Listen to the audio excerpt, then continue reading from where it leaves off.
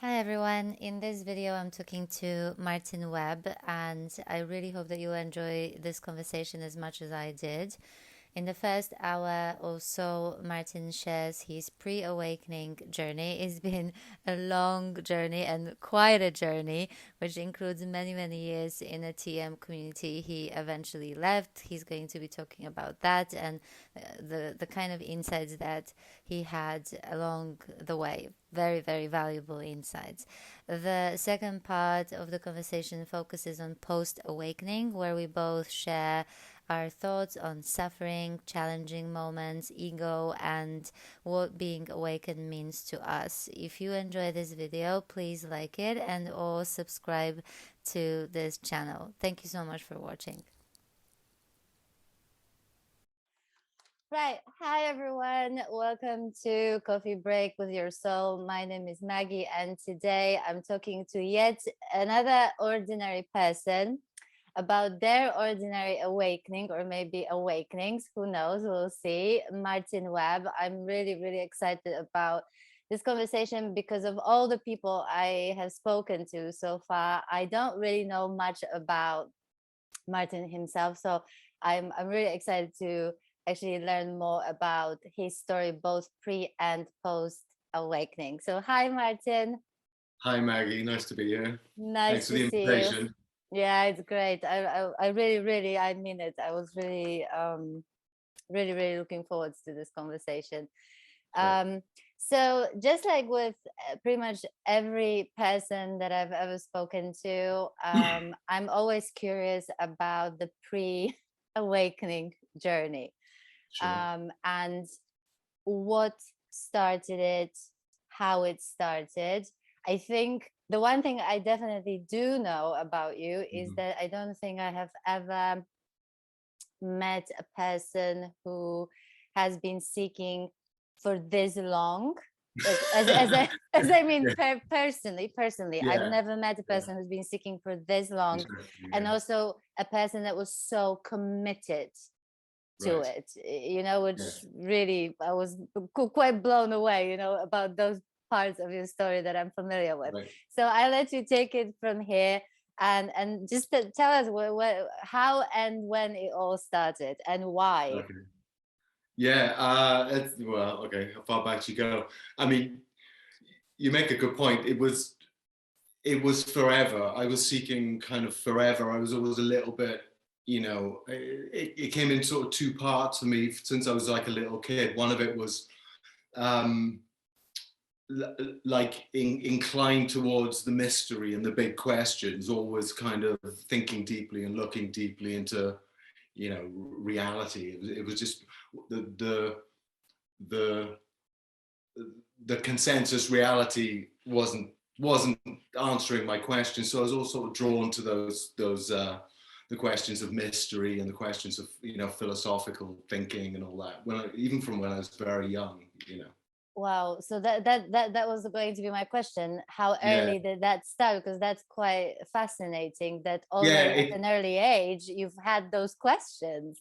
oh, totally. And so, to say when it began, I don't know. I think I was just born inclined this way, towards the spiritual dimension, and not really, um, yeah, just looking deeply, wanting to look deeply, wanting to understand deeply. Of course, I lived a normal life. I grew up as a normal kid in a normal, background, and quite a regular, upbringing in Wales. But back then it was like, as I was growing up, and I was noticing my inclination towards anything sort of spiritual or supernatural or mystical, or it was a bit of I talk about it was a bit of a buffet back then. Up until I was sort of in my late teens, it was like anything that spoke to that, anything that was, spoke to a mystery. Maybe I'm a Scorpio, so it's sort of kind of is part of my makeup, but it's certainly part of my personal makeup that I was always looking to answer the bigger questions and the mysteries. But it wasn't until a bit later on in my maybe teens, all these things, like in my interest, things like astral travel and third eyes and Oh, so you reincarnation. really went Oh, for it. anything that even had a flavor of of something a little bit other. the kind of a materialist worldview is what I was interested in. So, but so that was the one part, this just inclination, this interest. But the big part of it was a kind of a nagging incompleteness in my life. You know, even early on, I just didn't quite feel like I was fitting in, and that's many people's story, right? And kids in particular, you know, and you kind of go through those struggles. But for me, it felt couldn't quite fill that hole or something, or resolve that feeling of something's not right about my feeling. And you know, I could call it sort of, you know, vaguely afflictive at that, even quite early on, just not quite right. And so the first things that seriously spoke to me and that brought more focus into my life, and I talk about this in my written bio, was Buddhism. Was the first, like, hearing the Buddha's, you know, first what they call the first turning, when he first came out and started teaching, and he spoke the Four Noble Truths. And the first noble truth was life is suffering. Well, maybe not life is suffering, but there is suffering, and life is dukkha. It's unsatisfactory. It doesn't. You're not going to find your happiness in the conditioned realm, you know. And I didn't really quite fully understand what that meant, but I knew. How did you react to that? Wasn't it like, what a bummer? No, I think, well, yes, but that's a good. It was more that I kind of recognized it as true for me, and it was a recognition, and you know, so yeah, it is a kind of a bummer. I mean, but I was already living it, and I went, yeah, that's it. That's the truth for me. And of course, the rest of it was, there is a way out, though. You know, that feeling of dissatisfaction that we have is and the unsatisfactoriness, the suffering, however we want to look at it, it has causes. Let's say that was what I picked up there. It has causes, and there's a way out of that. There's a way to lasting happiness and freedom from suffering. And I was like, okay, I mean, that's and so my spiritual focus narrowed from this sort of buffet of just interesting and exotic and esoteric interest to a very specific, okay, it's actually about liberation from suffering. It's, you know, discovering lasting happiness. So it was like that's what focused me. And that was probably in my late teens that sort of kicked in. But I wasn't a terribly serious student of it. It was more a pursuit of it and try to lean in. Of course, we didn't have the internet back then, so I was in bookshops, trying to pick up in the spiritual philosophy sections. I was always kind of looking in the library, just trying to find some something to feed that need to get deeper understanding. So that's so interesting. I was going to ask you, because there's obviously no internet, and I was going to ask, did you find your own way through it? Did you actually meet someone that perhaps, did you meet at all any people who suggested a direction to look into? Or and what about your parents, for example, at the time? Were they aware that you were? Bless them, they were sweet, good people. They were working class. My mum was a nurse, my dad worked for an insurance company. They were very, they were raising a family. No, it was I was kind of felt on my own actually in this, and because no one I kind of knew was that I knew of was sort of inclined in this direction. So I was just, and this was a big spiritual lesson for me actually, and it's something I kind of pay forward. You've got to go your own way in this stuff. You've got to carve your own path forward, and it often means letting, stepping out of your whatever, your tribe or collective or community even. You've got to, whether it's spirituality or life, you've got to pursue your own happiness, and you've got to go forth. I think is the thing. I always felt I had to go forth, and so I sort of did. And I think that you're absolutely right. I mean, we're probably going to come back to this topic, but in a way, I mean, first of all, I completely agree. And in a way, I actually think that it served you better to a certain extent at that time, because I think that sometimes when you actually don't do it on your own, surrounded by a whole bunch of people and a whole bunch of concepts, that Sure. actually can take you in the Yeah. quote Oh, unquote well, road direction. It can actually take you totally. away, so to speak. So yeah, so yeah, Well, I that like, happened. I mean, that's, yeah. I got, so having gone forth and just sought my own, paths, little clues came about, well, how do I move forward? And it became obvious that it wasn't about, I had some, I had a few crises in my life, one in particular um, that set me in a new direction, which was, early on I was very much pursuing, I was reading all the books, I was trying to understand all this, conceptually, and reading and looking and thinking and all this. And but I sort of had a bit of a crisis at one point that it showed me that, oh, the answers aren't in the books. Actually, the truth is non-conceptual. It's beyond the words. It's beyond the ideas. Now, I didn't know how to get to that, but I knew of its existence at that point. The truth I was seeking was an experiential reality, not a conceptual reality. Was this your own insight, or is it something Yes. that you read and it spoke to you, that you really? No, it was actually because after I was so full of knowledge at that point, so full of reading and concepts and ideas, and I thought that the answers I was going to find was in there. And I hit a sort of a dilemma in my personal life that I couldn't resolve. And I was, after I went, my God, I can't, all this knowing I've got, and this is not helping me. And I dropped everything at that point. I got rid of all my books. I was living in a community, and I was always the one who was getting into these sort of deep spiritual conversations, and people were kind of approaching me after this, and I was like, I can't talk about this anymore. And it wasn't a giving up. It was like, the answers I'm not going to find in sort of mental discourse. But this And happened. so, Oh, but this happened once you were in the TM community. no, this was this was before, because what happened was that I was just sort of living in rural West Wales, trying to access something, trying to.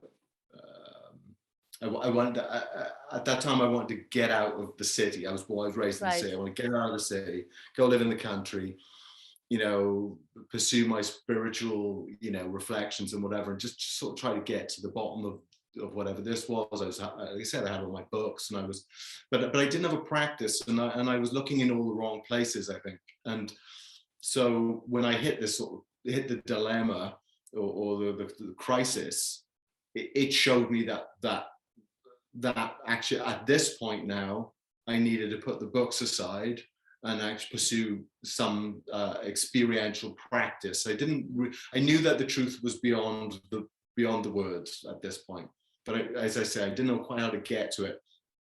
But interestingly, within 2-3 something months of that, me putting it all down and not being able or willing to talk about it anymore, I learned TM, Transcendental Meditation.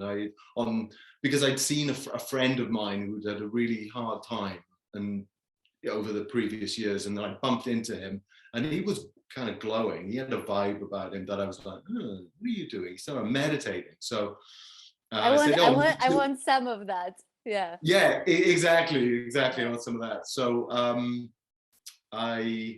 went, oh, and I just must have intuited that okay, so what you're doing is actually working for you, and what I'm doing isn't quite working for me. So I, bit the bullet and went, and I moved back to the city, and I learned to meditate, and that was the beginning actually of serious practice for me, because the moment I did it, the moment I sat down and was taught that particular technique, and I stand by, it was a good technique for me. Immediately, my mind dropped. I dropped into my being, like it was like, and I knew, I can work with it. This is something I can actually work with. This was a real a practice that was going to be useful for me. So that was the beginning of the next stage of my path. Really was finding a practice that allowed me to sort of access my own, silent interior, let's say that, pure consciousness. It was pretty right. So tell me more about that. Tell me more about that. How long were you part of the TM community? And also, but more importantly, what that contributed, how that experience actually contributed to your self-realization. Yeah. And because I'm sure that that alone must have been a journey of all kinds of ups and downs. Oh, yeah, I know. There's a world in there, Right. So I would love to okay. hear a We'll lot go about on. that. Yeah. Okay, so I learned TM back in '93, and I sort of returned back home at that point from the city, and it coincided with my father being very ill, and he died several months later. So it was a really quite a strong period in my life, and it was totally coincidental. It wasn't and of course when something like that happens, all the family dynamics change and all these different things. But from the moment I got back, I was meditating, the TM program as it stands in its basic form is, you practice for 20 minutes twice a day. And I was pretty, that regular practice, sitting for hours and hours at that point, but that regular 20 minutes twice a day. I felt it. I felt the change. I felt the benefits. I felt the peace, let's say, and the clarity, the energy was starting to, there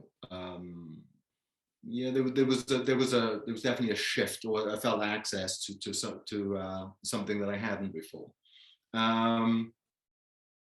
But of course, it was utterly dependent. This is it with practice. It's fine as a seeker. If you're doing it, you're getting the benefits. You're feeling it. But the moment you kind of stop doing it, then life feels a bit rough again. But I was so into this. I'm a bit tenacious about the whole thing, and I was like, right, I got something. I grab onto it, and I went to a retreat. Good to TM do like these weekend retreats, and I went to a retreat. And that was even more deepening. And I thought, well, I'm on to something here. This is fruitful, At this point, I didn't even know much about the TM movement as such. I knew that they taught it around the country, and there were various, TM centers and stuff. And I kind of knew this. And I didn't really know about Maharshi, who was the head of the movement. That's interesting. The progenitor of, because TM was very much offered up as I wouldn't say, yes, kind of a secular thing. It was like, you don't need to believe anything in order to benefit from the technique. The technique itself is a kind of, well, that's how it's true, and it's also gets a little fuzzy later on. But so anyway, I knew I was onto something, in terms of my own growth. And so, I found out that they had these centers around the country. They call them academies, and they're basically big regional centers where people would go, and they do weekend courses and summer courses and stuff. And people would go and meditate and learn advanced techniques and do all that. And I had no money at this point, but I went to work there. You could go on there's like a work study program. You go there, and I was working in some booking office or whatever. And when I was around, a rich environment full of meditators and long programs every day. And no, it was great. I was there for about 2 years. That was my first kind of intense sort of all-inness. And I learned the advanced techniques, all this yogic flying and all that. That was all part of anyway, that's another story. But, it was all about kind of deepening and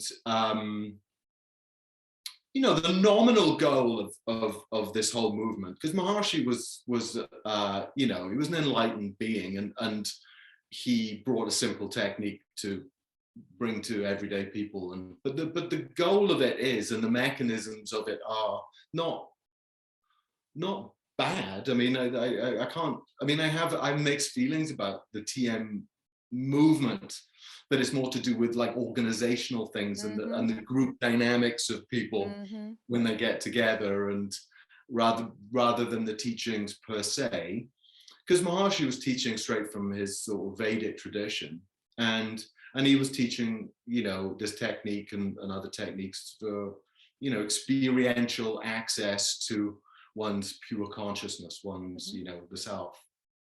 And the theory goes, that you practice, you know, regularly, and in time. I mean, of course, I'm looking at all this now with my now eyes, but you know, the idea is that, you know, repeated access and to this fundamental level of being, in time becomes persistent. In time, you know, becomes not somewhere that you go to and then come back out into daily activity, but you see it as yourself. It is yourself, and so, you know, that was like 20 years. I mean, I worked there for a couple of years, and then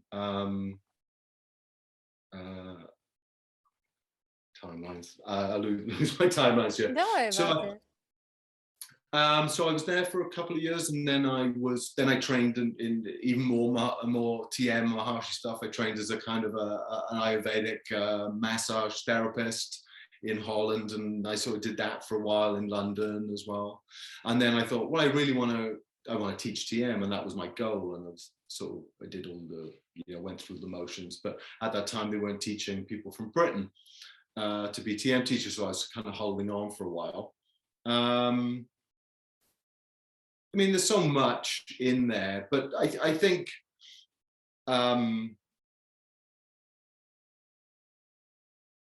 you know, basically from about the mid 90s till about 20, around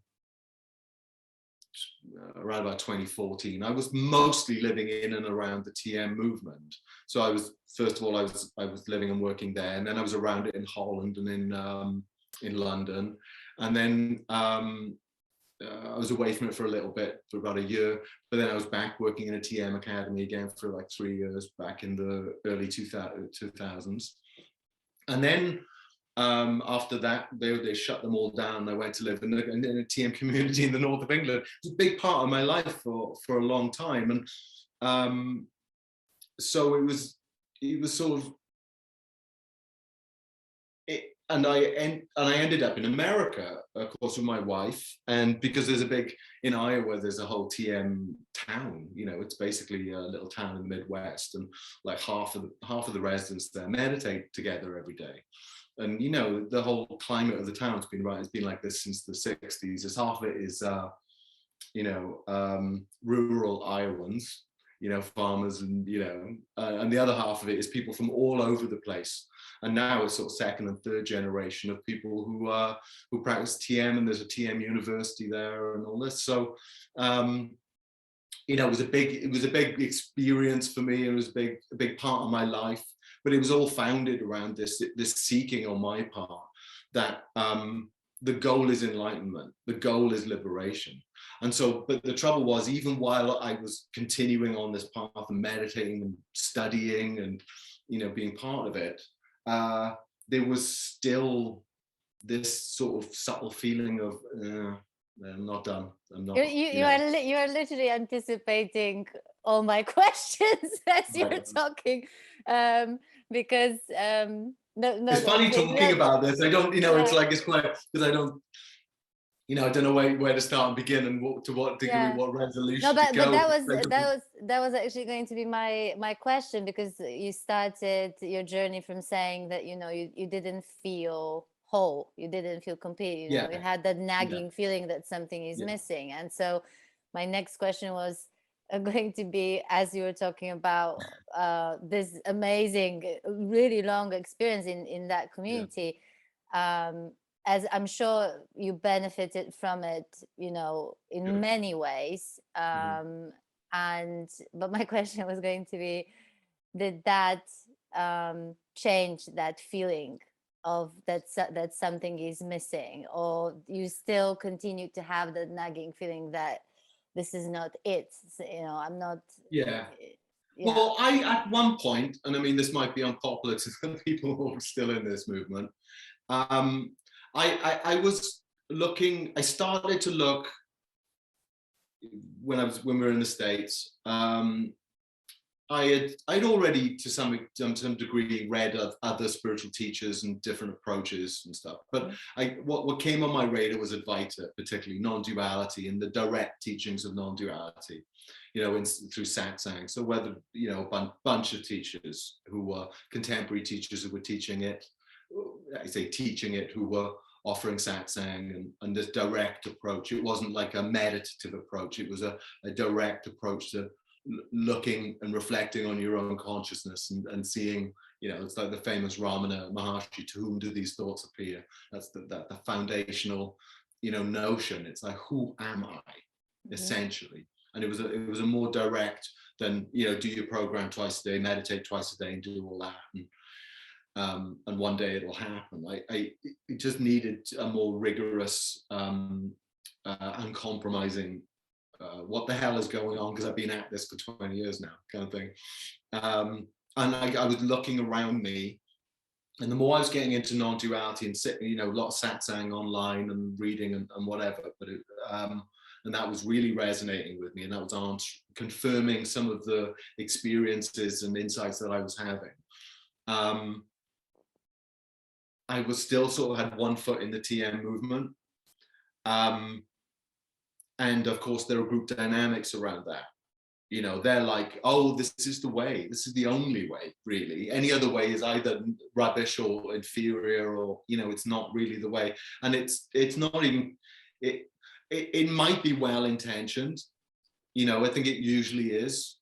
They don't know any better, I would argue, but there's also a kind of like with all spiritual movements and movements in general, there's a kind of an in-group dynamic that you are,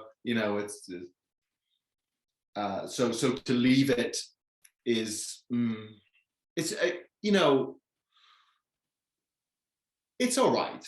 It's okay. It's mostly, again, it's about being able at the right time to go forth on your own. So for 20 years or so, I was in and out of the movement. It was a real home for me. And the practice was sound and very good, and it was enriching and deepening, and great benefits. But as I say, the nagging feeling like this isn't it.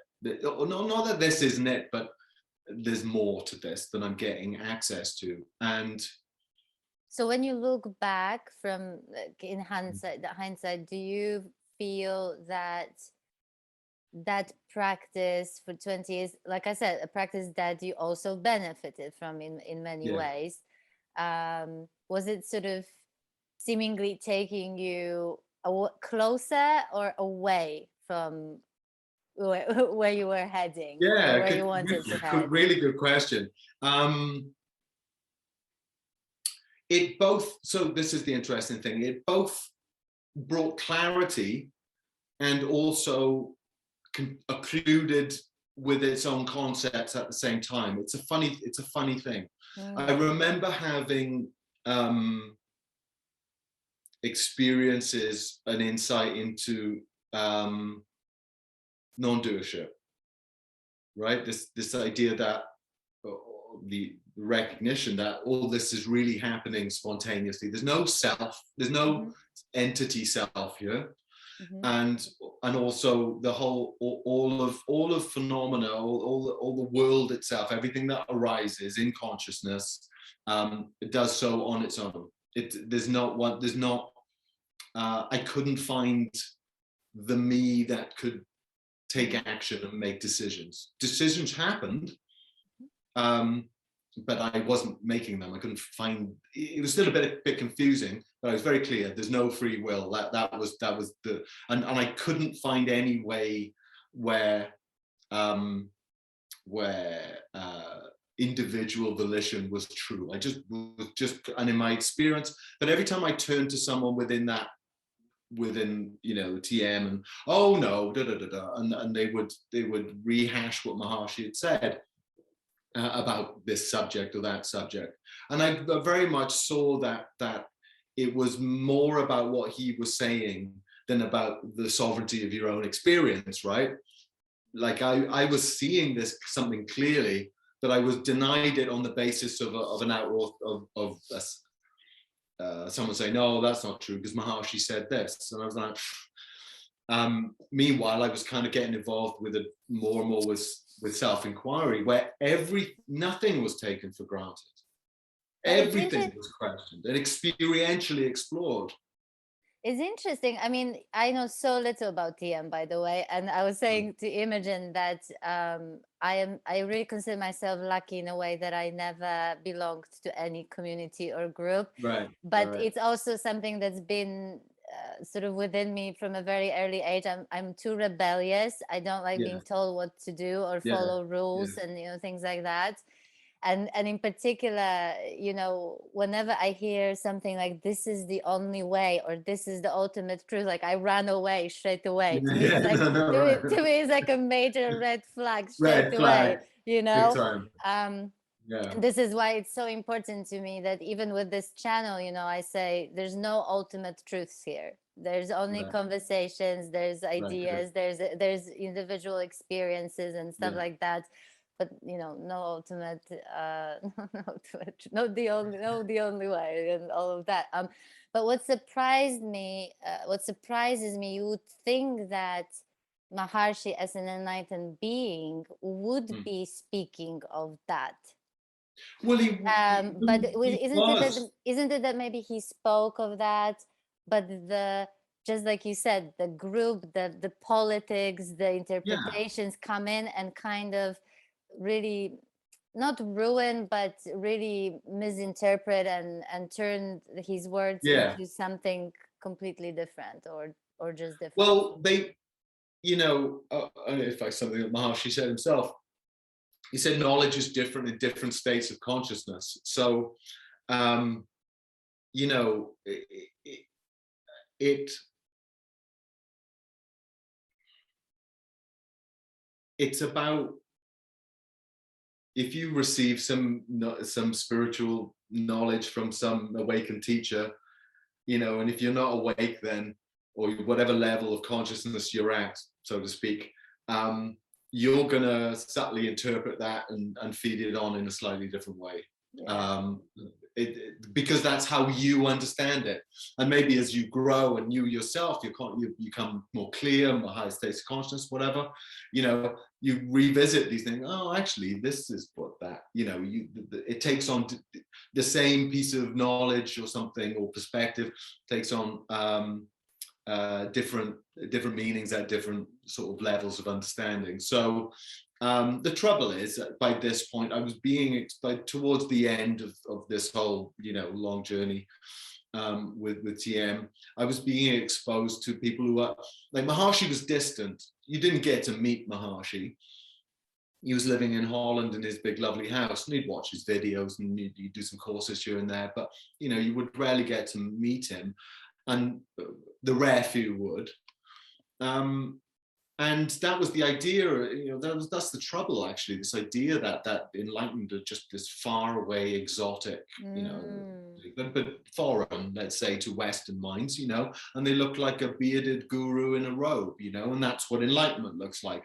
And I think that's a problem, a real problem. It's a big problem. It's a big because problem. that immediately psychologically distances you from your own self-recognition and that possibility for yourself. And so the beauty of what was happening to me getting into the more contemporary Satsang scene was, and out of the you know, the Maharshis and the Amas and all these different types were great teachers, but I wanted to know and see that this was possible for me.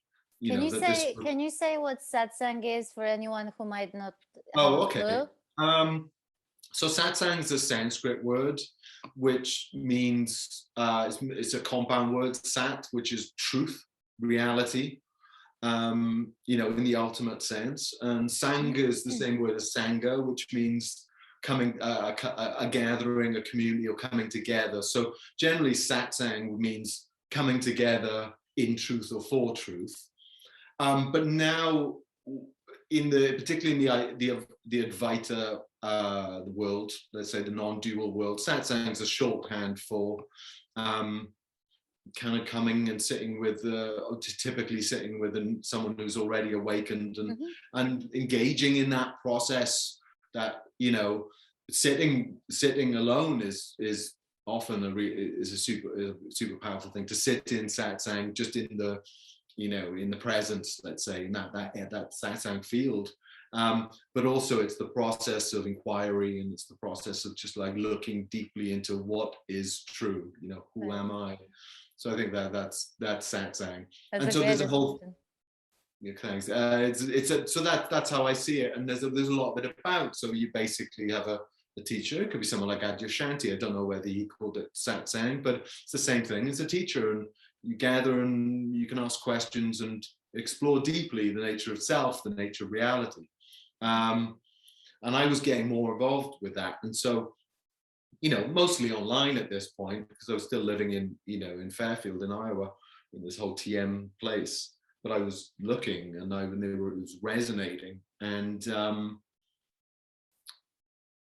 what I saw were awakened people, that primarily, loads of them out there. You know, that was a big shift for me.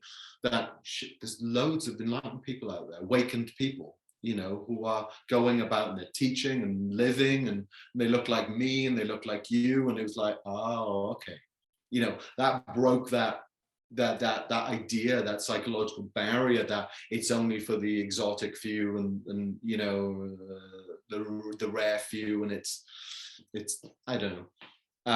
I saw that this was an attainable reality, and it's actually profoundly down to earth, as well as being, you know, the most out of it. Insight, right? What?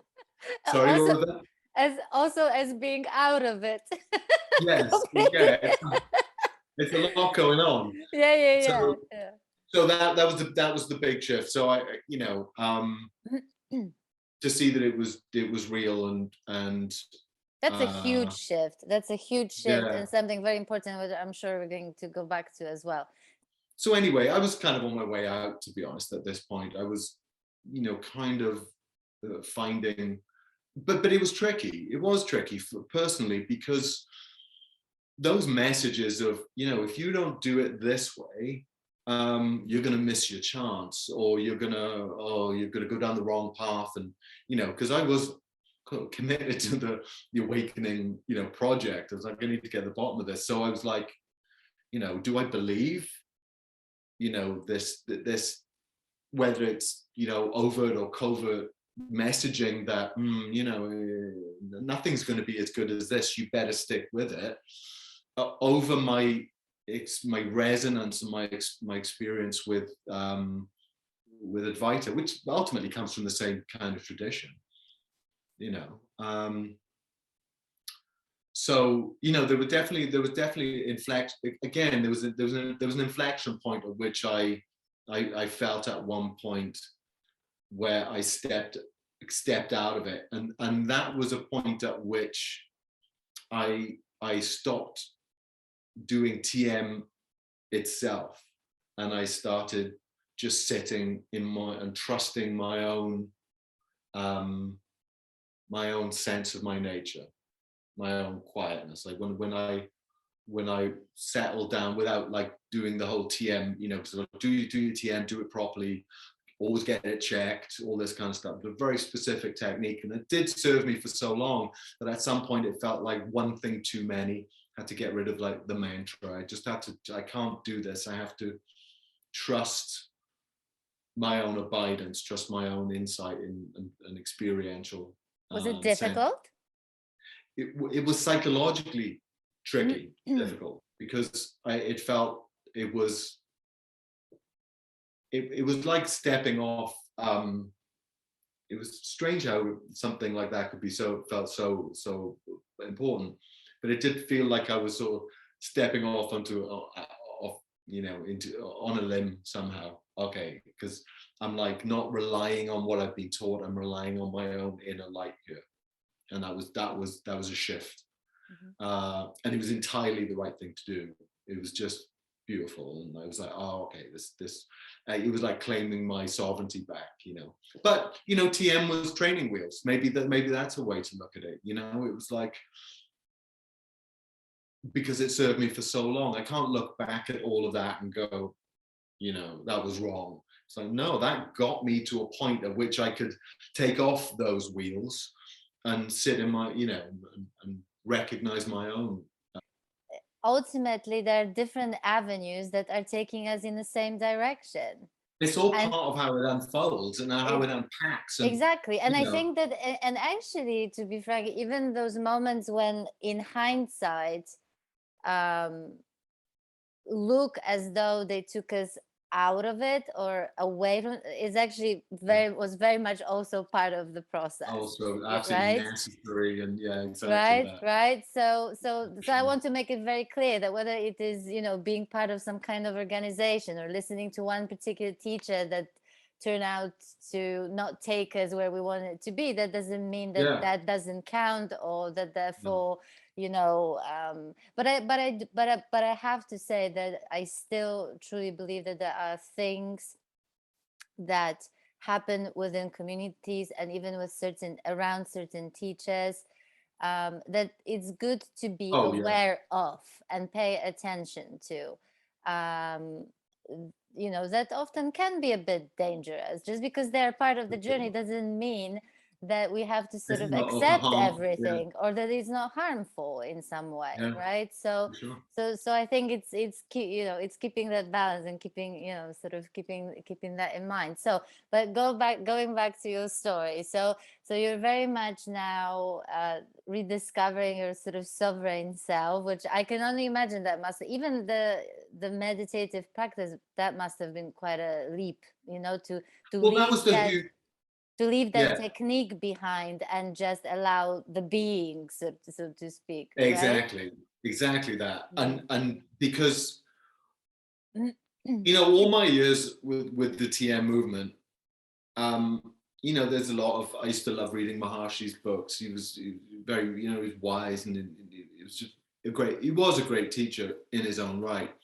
But of course, you don't get much actual day-to-day access to him, none at all. You know, you read the books and stuff. I needed to be sitting with sages, really. I needed to be sitting with, you know, in satsang proper. But what was I talking about? The core of the whole thing was this experience that I was getting through practicing TM. The rest of it was bells and whistles. The rest of it was, you know, somewhat supportive, you know, being around in like a TM town or be a TM community, or was just a way for me to be able to meditate more, or to have that supported. It was something something I read this week. I don't know if you're familiar with Rilke, you know, the poet Rilke, and he was written to by a young poet, and the story and what he wrote back to him, because the poet goes, "Should I be writing?" And Rilke says, "You've got to go in the darkest of your deepest, darkest point, and ask yourself, must I write? Okay, that must I." And if that answer comes back, yes, I must, then you need to organize your life entirely around that. Basically, I'm paraphrasing, he's a great poet. Yeah. But organize yourself around that, everything, from the largest to the smallest, to support that urge and that impulse. So for me, meditation was that. I must be here. I must find and dwell and abide in this.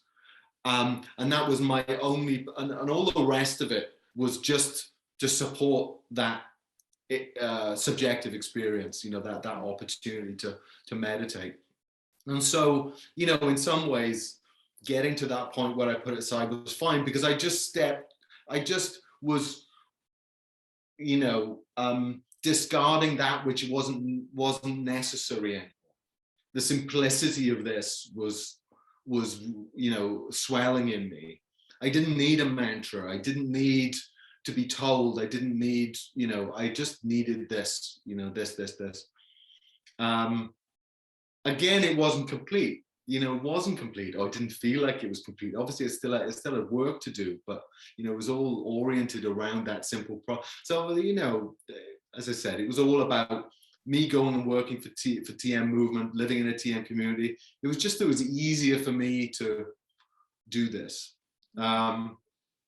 So that I put that down, and that kind of marked more of a commitment, really. I wasn't, funnily enough though, I went back, I spent a year studying art and writing in the TM University out there after this, but it was, at that point, this was about 2013, and I was really out of it. I was just involved in Satsang online, wasn't involved with TM at all, but I was making art, and I was, still interested in writing, and I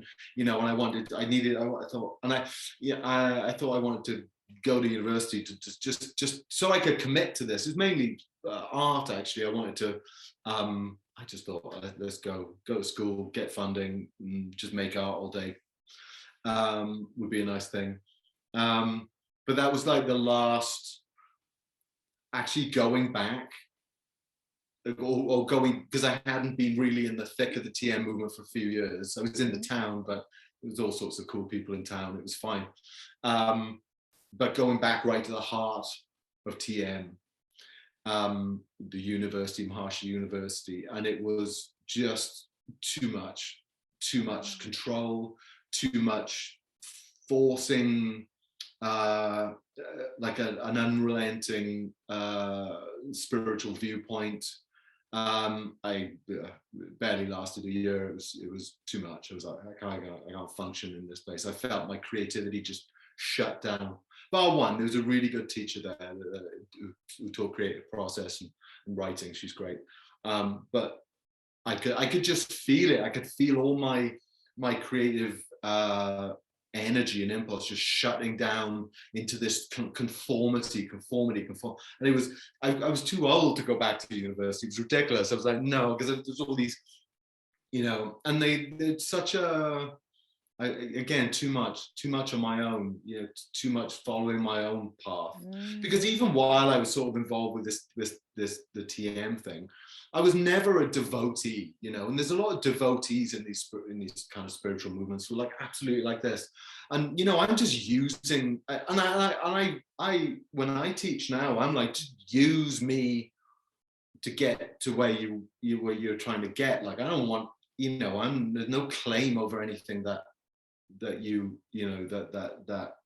your awakening is your business, but if you can use me to that end, great.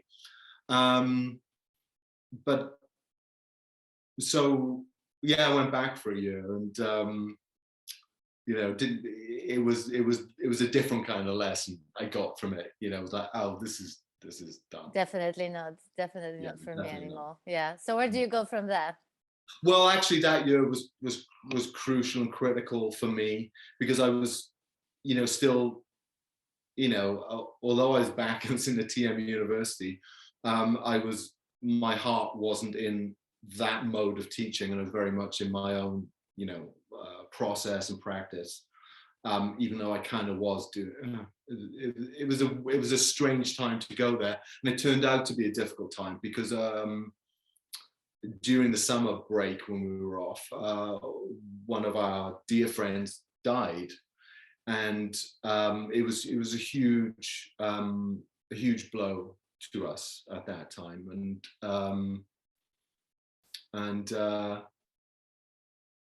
I think that was the turning point.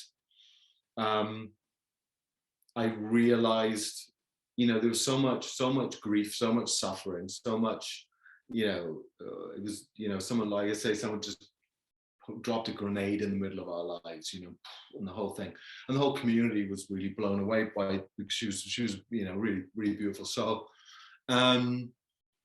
And what happened was because I had been more deeply involved, more satsang, just trying to get to the bottom of it. I mean, God, it took me so bloody long. It's crazy.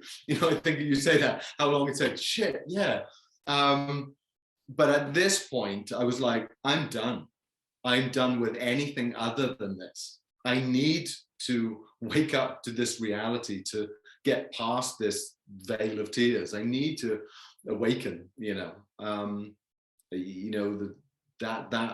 that notion was so, at that point, it was total commitment. I was like, I'm done. This is it now. And both of us were in a similar situation. Myself and Imogen too. We were both in this sort of kind of broken by the death of our friend. And I think we went back to college for a few months. And then by the end of that year, we were done and put it all down. And I made a commitment at that point, because I was still involved with teachings, I was still involved, and I was following all sorts of wonderful teachers, and gleaning something from everyone, all just trying to point back to what it was I wasn't obviously getting, because I was still sort of suffering. And but I made a commitment basically the week I left college that year. I'd been very much following Thich Nhat Hanh, the Zen teacher, and he's all about now, be now, live now. And I made a commitment. The moment I left, I was like, I'm gonna stay right here, right now. That's where I'm at. And that was a big point and a big relief. I felt it was just weight just fall off me. I can feel it. I literally took a deep breath as you were saying this. It's amazing. Just sloughed all this stuff off and was just here and now. And that was really beautiful. And that year was interesting because we both dropped out and we really didn't know what we were going to do. Just didn't know what we were going to do. We were living in Fairfield. We just basically withdrew into our own little world. We didn't know what was going to, where we were going to turn next. And I was like, I don't care, actually I have to not care. I have to stay present and let the moment unfold for me. And so that year we went to, in like February, I was like, I wanted to go and I'd done some online courses with Adyashanti, and I was following him. He's a great writer and a great teacher, and he was doing a retreat in North Carolina. And I was like, I'll go on this retreat, let's do it. And it was like a 7-day or something like that, silent retreat. And so that was I'm sure Imogen will tell you, she had a key experience, yes, in that retreat. At this point, I just wanted to be around. I figured if I'm going to break through, if awakening was going to come about, it was only going to come about sitting with someone who's already awake. I recognized throughout these years that there's an energetic component to all this. That right, that being in the presence of someone who was awake had an effect. I could feel it. And and also around, I noticed it around TM, certainly when I did my meditation, when I was around large groups of TMers meditating, you could feel the presence of that. The presence, yeah. Right. And I went to India and when Maharshi made, funny enough, when Maharshi videos come on, I just felt it. You just feel his presence, even on a video, on a recording. So there was something playing out here, something very, very, there was a phenomena that's playing out. So I knew that being around a sage was actually the way to kind of get there.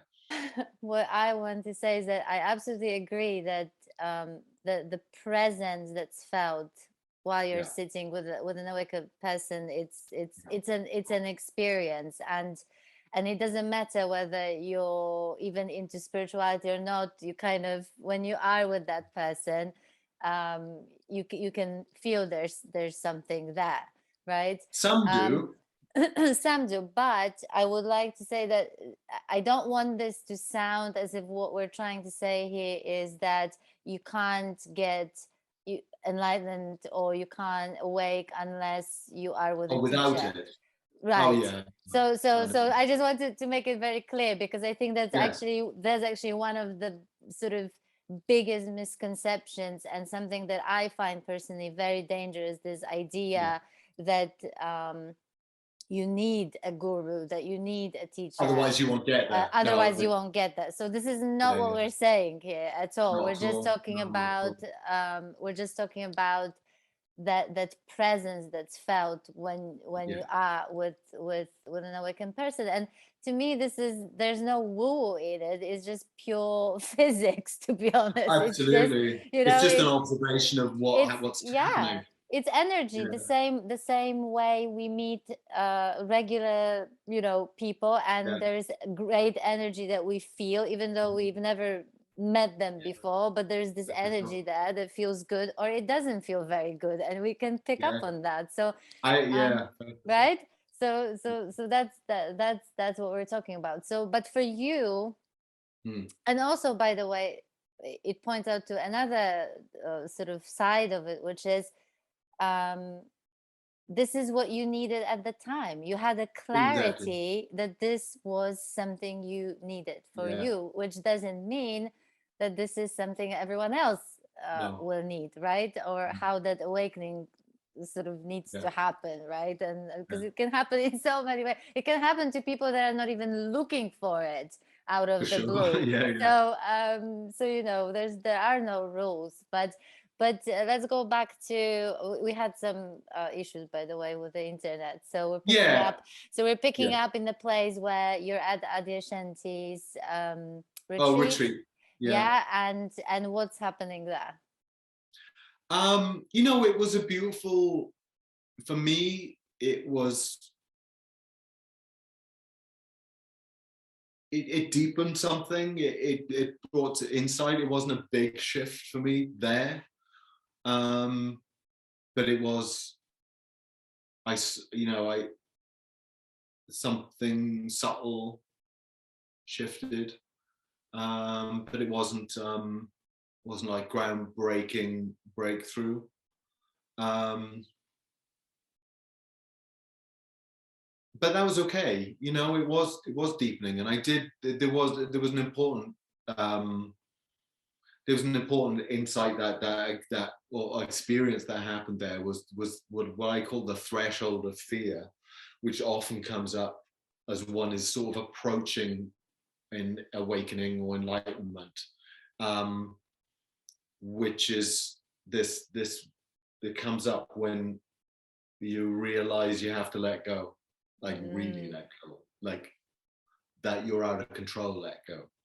And the fear that, my God, my life's going to fall apart, though, my relationships, I won't be able to do this and do that. It's just a whole thing, because the ego sort of thinks it's in control. And when it gleans this recognition that you're not in control, and it has to it has to take its hands off the wheel, so to speak. With this real threat, and I see it a lot. That threshold of fear. Well, how am I gonna do this? And how am I right? This feeling, how am I gonna do this? How am I gonna do that? Oh, am I gonna? Scary as fuck. Yes, it really is. It really is. Yeah, seriously. Existentially fear, right? Absolutely. Deep existential fear, primal fear. So that happened there, and I got through it. It was like, and that never really came back as such. Then it's almost like, I don't know. I have a theory that just about every seeker who will get to awakening will have to go through that particular. I've seen it so much. That particular, it'll come up at some point because it's a thing. You're not in control, and when that really dawns to the ego, it's terrifying for a while. And then you get through it. It may come back again, and so that happened there. But in the end, we came back, and the next part of the journey really was we went and lived with we sold up we went, what are we going to do here? And sort of our life, it was kind of, we felt not broken, but Imogen talks about walking out of her life, you know, because we did this all together. We just walked out of our life and went, okay, well, we're going to go. And I wanted to be in you know, Satsang. And one of the teachers we followed was Mooji, who's, you know, at an ashram in Portugal. And so we we came back to Britain that summer, and we had reached out and said, hey, can we come visit, you know? And to be honest, just to be clear, there was no sort of this whole time, no sense of being a devotee or anything like this. Truthfully, my whole mode was I want to be in the Satsang field, and to me that Satsang field, I call it that, the presence of a sage, entirely impersonal. It could have been Adyashanti, it could have been Wayne Lickerman, it could have been anyone. It turned out Mooji, we could go and stay there and kind of be in that field. There's a lot of devotees there. There's a lot of like deeply devoted people. That was never my way. I'm different. And so we sold up and went to live in Portugal and we were basically out of the States then for the next year. I was there for about 6 months, and we went to India during that time and that whole Satsang season. It was a beautiful time, you know, in many ways.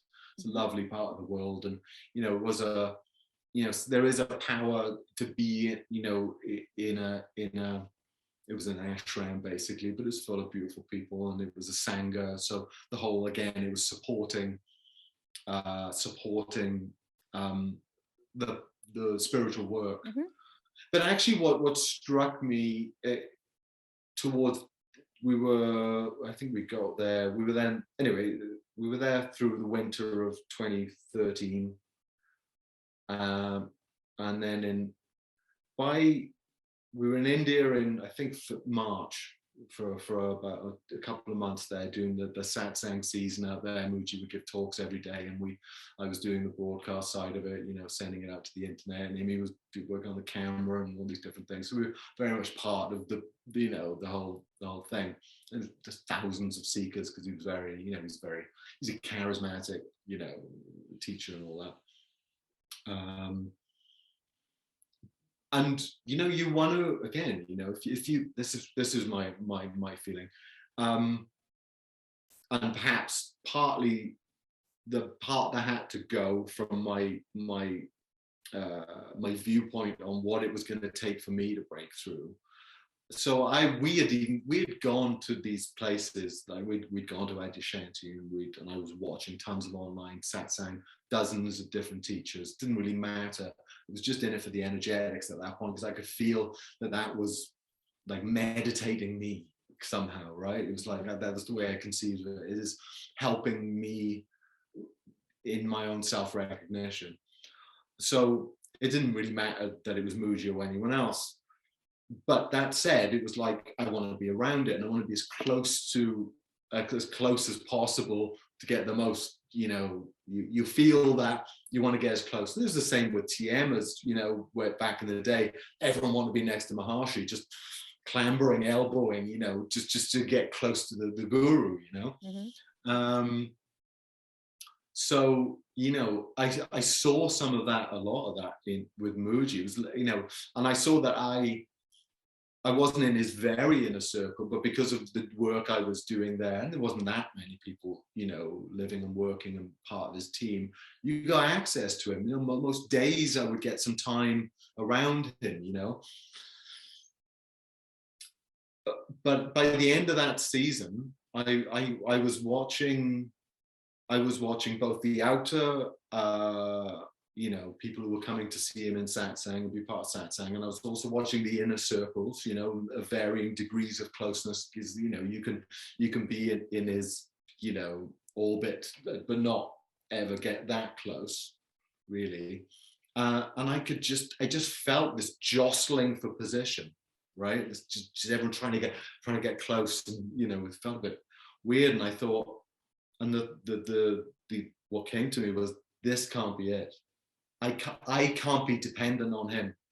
I just can't be. I mean, and I knew this. I kind of knew this. I knew, or him or anyone like him, and I knew that I was using and this sounds really awful, but it's not, because he said himself, use me, I'm here for this. Most of them do, if they're good, anyway. Because I do have issues. But it's innocent. But for you, as I'm sure that is the case, again, with so many people who follow certain teachers, it's innocent. You know what I mean? It's very much part of so many people's journey to actually do that, so that you realize that it's not it. Right? And so it's very much needed as well, but go ahead. So this was a huge I had got to the point where I knew that I was there to get close and be in his presence in order that I might, ignite my own light, so to speak. But I saw that at that point came about, no, this isn't it. This isn't it. This can't be it. I can't do this. I'm not gonna debase myself fighting for position, around some, it's just not how this is. And this is inner work ultimately. This is my path. This isn't like, I don't want anyone sort of taking claim or something and over it in some way. And because often you get these sort of teachers, a bad teacher, I'm not naming names anywhere down the line, but they'll leave their little tendrils on you. They won't let you go when it's time for you to go. I think it's a very important. This is exactly what I was telling you, that this is why it's not about just slamming people or communities and so on. It's just about certain dynamics and behaviors and things that take place that are worth being aware of and pay attention to those things, because I truly believe that I've been obsessed with for a while with cults, the psychology of cults, how people get in, why do they get in, I was really fascinated about these things. And but with spiritual communities or gurus, I can absolutely see how there are two things taking place. There's us that can project something on the guru, so we project, we make him to be this divine person that needs to be followed, and we attach such an importance to that person, and we do depend our awakening from that person. Then we create the image of what they should be like, how they should behave. So when they don't behave the way we projected on them, then we feel disappointed and we judge them harshly. But that's all on us. We've done that. But then there is, and then they can assist in it. Absolutely. But then there's the other side to this, which is that certain teachers, knowingly or not, because I have no way of knowing that, can project that onto other people, which is that you need me. Yes. You need what I say. You need to sit dangerous stuff. And that's the very dangerous. I mean, it can actually get really dangerous. Seriously, it can get dangerous. So again, it's about being aware of that. So honestly, I'm just, as you were saying how you saw that, I'm just so glad. I felt so glad in my heart that you did, that you had that insight, because it's hugely important. So what happens? How does it go from there? Well,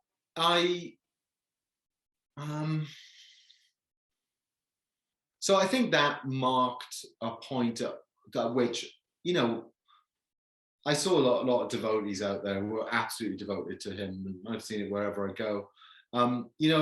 As I said before, though, that wasn't my first rodeo. I'd already been, I'd been witness to these various dynamics, the social dynamics, the group dynamics, I've seen them at play, and I successfully exited. Tricky, but that's a wonderful lesson, to be in it and then be able to withdraw from it and stand free.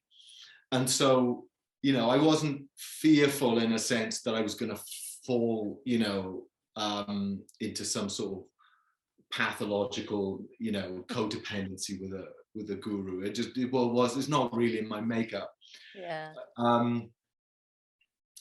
so something clicked in me though, and I knew I thought, I can't do this I can't spend the next 10 years seeking anymore. I'm kind of done with it, to be honest. I was like, I'm done, like I'm following all the pointings. I'm basically living, you talk about my commitment. At this point, this was the like, I'm utterly, whatever it takes, total commitment, sold everything, moved out. No, another side of the world. I'm all in for this.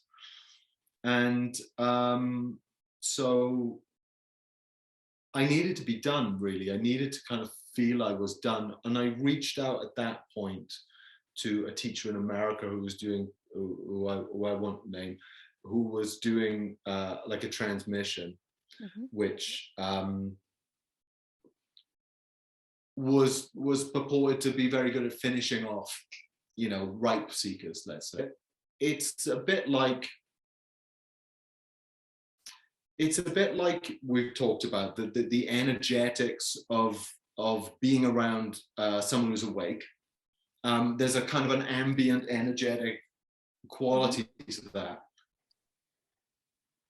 And I found that that was very helpful to my growth and spiritual insight. As time went on, I followed that. That was like a breadcrumbs. Follow the energy. And so the spiritual transmission in this regard was it's like an intentional version of that. It's like I feel it's tricky to sort of get your head around, maybe. But it functions through attention and intention, I would say, as most energy work does, I believe. But in this case, it's aimed at, yes, it's tricky. It's hard to sort of describe, really. But I think it's two parts to my understanding of it, because basically,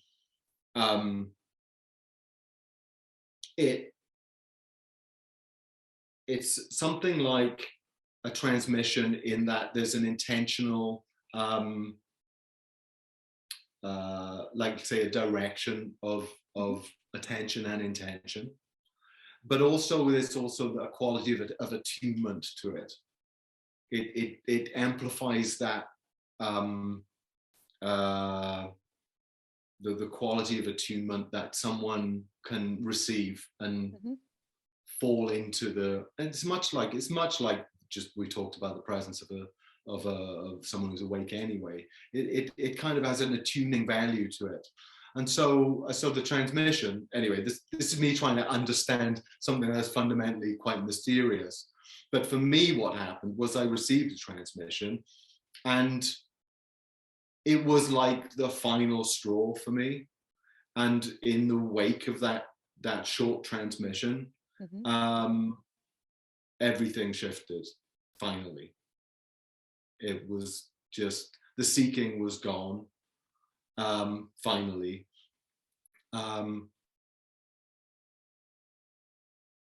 Like life was raw in the most beautiful way. And it took me a while to figure out what the hell had gone on, actually. It took me a while. Those first few days were still in India at this time, in Rishikesh, and just experiencing reality differently. There was no over there anymore, right?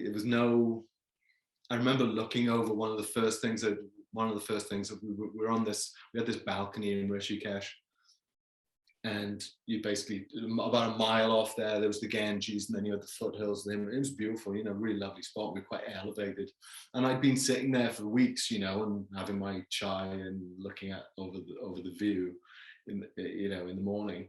And this, the day after the shift, I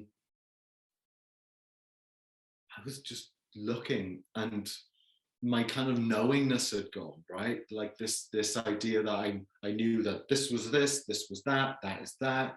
It was like, I didn't even know what things were. I kind of could pull on the labels if I needed to, but I couldn't. In a sense, our labeling and our descriptions separate things. This is distinctly this, and then there's a gap, and then there's this, and then there's this, and this is this, and this is that. Now all that was gone. And I remember looking over the foothills of like, you know, the Himalayas across the way from Rishikesh and going, there was no separation, me and it, the ideas of subject and object, me and that, and not just conceptually, perceptually. Mm-hmm. There was no, I realized, so it started to dawn on me that what had gone was a kind of an overlay, a conceptual overlay that we carry around with us and live through, like a lens of concepts, and that wasn't there. What a relief. God, isn't Yeah. it? I mean, Yeah, for sure. yeah. And this, as I said, the seeking was gone. It was just here, just this, and it did take a while, weeks perhaps, to, well, years. Yeah, exactly. I was going to say weeks. Yeah. Well, to know that something had really, yes. that was the thing. Making sense of it and figuring out what the hell this is now, you know, and trying to come to some understanding and some articulation of this what this reality is. That's a life's work, I think, you know. So do you want to say anything else about that? no, what I would say is I went back to, that had happened. We went back because we were still with Mooji at that point, and went back to India, but I was done. I went back to Portugal and I was like, I'm done. And I said to him, I can't be here anymore. I can't be around all these seekers. It was like because there was, the whole place was oriented around seekers, right? Mooji would do these beautiful satsangs, and you know, I was like, you know, I loved this, you know, as much as the presence. I did love, you know, the teaching, you know, all pointing to the self points. So I was hungry for it. But I remember going back to Portugal, and within a week, I don't think he was there for a bit, and then he came, and then the first satsang, I remember he turned up, and I was sort of floating around in my bliss at this point. I was quite blissed out. But I was also kind of detoxing as well. I'd have these kind of real episodes of just real distress, and then it would ultimately this sort of blissful clarity underneath it all. But I remember Mooji then came and did a satsang. It was a beautiful satsang, and I was going, this is the thought that came to me. My silence is more eloquent than your words.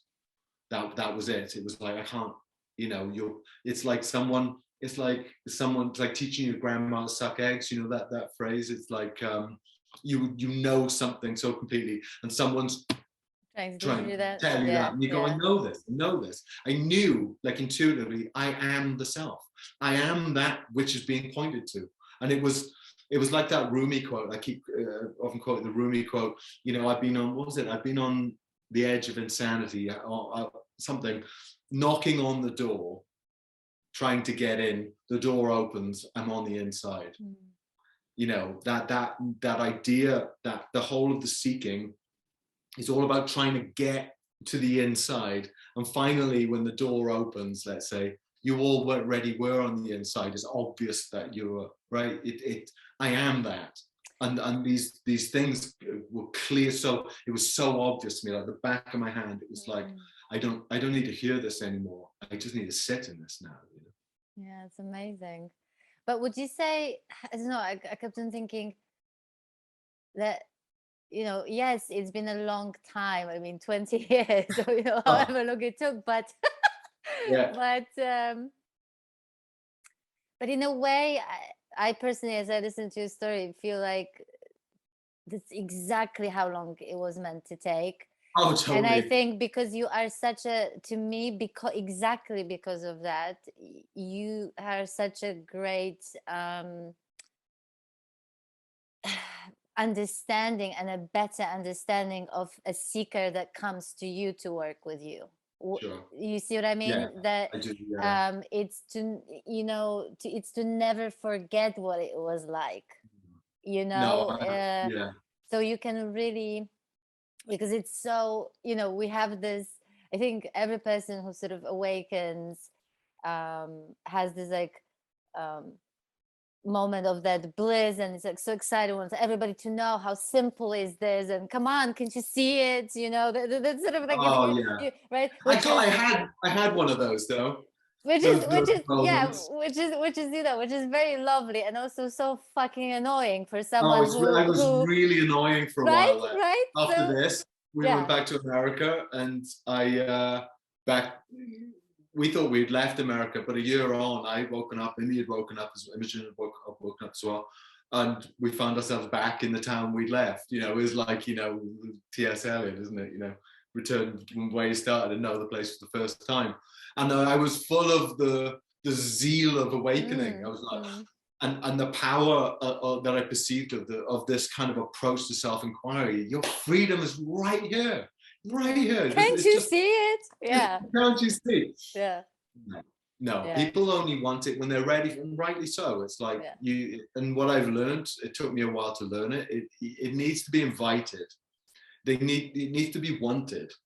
Like this approach. You can't kind of go, let me tell you, you can't be I a mean, missionary. it's a bit big. I mean, at that point, it really is innocent, and it really comes from this true Yeah, desire, because you're like, you yeah, see the truth of yes, of our experience, and you see the relief that comes with it. So yeah. Yeah. obviously, it comes from this Who deep wouldn't want desire. that, Who right? wouldn't want that? So I want to show you, but the Yeah, way people go about it, yeah, the way I went about, you know, mine was amazing. Mine was yeah. so freaking loving and compassionate. I would go like, it's Oh just a man. thought, man. It's just a, Oh no, I hate it's that. just a Yeah, thought. I yeah, mean, you know. yeah. But I'll tell you what, it actually hit me hard at the end, because it backfired. It backfired spectacularly when I first hit the wall and Right. experienced the suffering again, you know, and Oh right, was okay. back to, you know, Right. difficult moments. And actually the way it backfired for me is that I thought, and I think that maybe that will be a good segue to where we're going to go next, you know, that um I thought that because I saw and I now know what it's about, you know, I'm sort of Yeah. immune to my humanity, right? Right, right. Beautiful. And so, right, Yeah, yeah, yeah, the yeah, for delusion sure. of all delusions, and and so Well, we're set up for it though. yeah, but you know what I mean, it's like, so when I hit the wall and I started to suffer again, and you know, or Yeah, go through all kinds of being caught up basically in the mind yeah, again, what happened, and it was awful, I'm telling you, Martin, this was freaking awful. I'd rather suffer than go through that again, because right. I basically was not only pretending in front of myself, I'm Right, okay, right, it's just a thought, it's just a thought, it's just so fucking right. what, it's just a thought, you're suffering, how is this even Absolutely, relevant at this point, right? absolutely.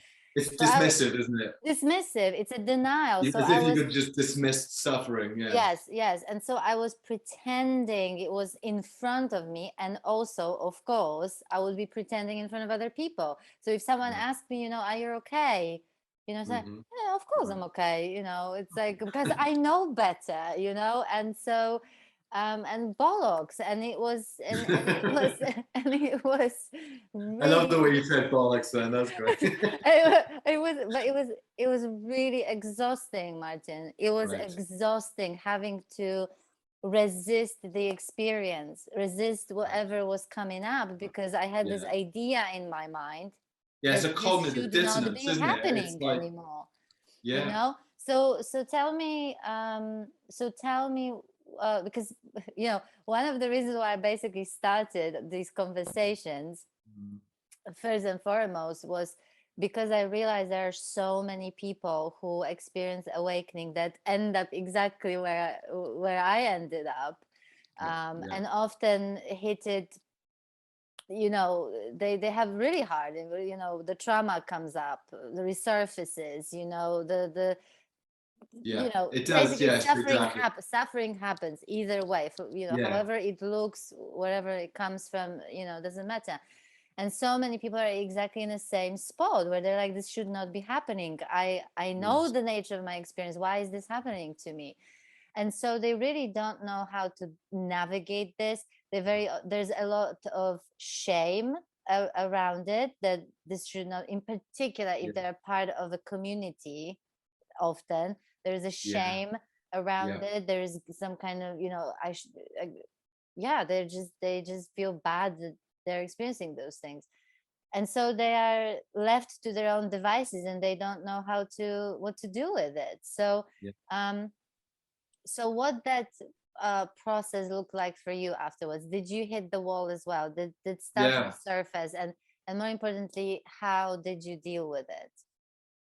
Wow, it's great. Really happy that you're having this conversation and those conversations, because it was huge. That we're set up for, I think, in spiritual teachings to expect nothing but bliss and joy and freedom from suffering forevermore once you're awake. Now, I don't want to, you know, you got to walk the line with this stuff as Burst the well. bubble. Yeah, you got to burst the bubble, but also be aware that life post, for me anyway, post awakening and pre-awakening, this is better. You know, it's undoubtedly better. You know, I'm free in a way, free of suffering, let's say, in a way that I wasn't, free of a kind of an almost persistent affliction. So there's that. At the same time, yeah, so pretty soon on, I had what I might call like detox. So there was some really beautiful experiencing, you know, a difference in the nature of my perception and experiencing subtly. Again, a different change in this, my relationship to this conceptual overlay, let's say. So that, all that aside, shit started to come out.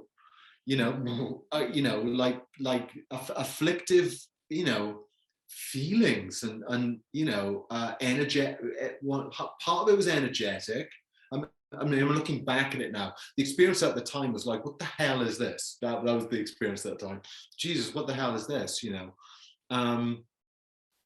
but you know, I some of it was about some of it was about strong energetics would turn up, but then I always have been strong internal energetics. I have quite a lively, energetic field body, whatever. I've always, and that you know, that showed up in things like feelings of depression, anxiety, and all this in my other life.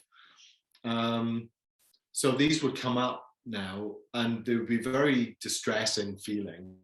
And then all sorts of mind attacks would turn up, you know, as well, like yeah, a lot of doubt and a lot of affliction, doing the wrong thing, you know. It's hard to put my finger on what it specifically was, because it was like this. It was more like a storm of mental and energetic, you know, affliction, discomfort. Mm-hmm. And so that was one way that was happening. But the feeling I got with this stuff was almost like it was bubbling up to be released. That was one of the feelings I had. Like my conception of what was going on was like some deep, energetic, embodied trauma, conditioning. You know, the energetic part of that was now able to sort of just surface and bubble off. But it was noisy and it was uncomfortable and it was afflictive, you know. But I did get this feeling that as this was going, it was going, right? It wasn't like locked in some egoic, you know, comes up, press it down, come up, press it down, which is what we do, what the ego does, you know. It doesn't want to have these things surface or keep suppressing. There was no lid anymore. this stuff just came out. And in some ways it was worse than it was beforehand. I think you just alluded to that. You know, the experience, there was no filter, there was no kind of ego to avoid, or it was just front and center. Light of awareness was on it, and there was no escape from the difficult feelings and, you know, emotions, sensations, thoughts that were bubbling up and happening. So there was not, so actually in your case you can't even talk about trying to resist it, because it was just happening. No, there's no, like, the capacity to, I didn't even know what resistance meant at this point. It was like, if I remember, I sat down with him and talked about what is even resistance? Just another sensation, you know? It's like, what are you going to do? That's true. So so that kind of lost its meaning. So basically the answer was just to weather it. That was all. But you can't even take the action of weathering it. It was just there. And when it was there, it was there. And when it wasn't, you know. Again, it was this non-doership thing. All of this is just happening. There's no kind of position I could take on it. There was no strategy I could employ, because it was just happening. And there's no ego left to, you know, pull on this lever, or think it can pull on this lever or that. It was just happening. And so, you know, and those were kind of, those sort of mind attacks or energy attacks or releases. I don't know, that it's kind of hard to think back to it now, because I remember at the time it felt like it was a lot, and it felt that they were reasonably frequent. But the truth is they kind of mostly petered out. Mm-hmm. And when they did come, I recognized them more for what they were. Like it was just a storm coming through, and it was just going to come and it was going to go. So that there was that, and I view that as a kind of it still happens, you know. You can kind of hit some, you know, some reactive energy or something, or some energetic bubble, or even something bigger than that can really burst its way out. And I do, so I've been trying to get a picture of it, trying to get an understanding of what the hell's going on, because I don't really, to be honest, see much of it in any of the spiritual teachings that I've been exposed to.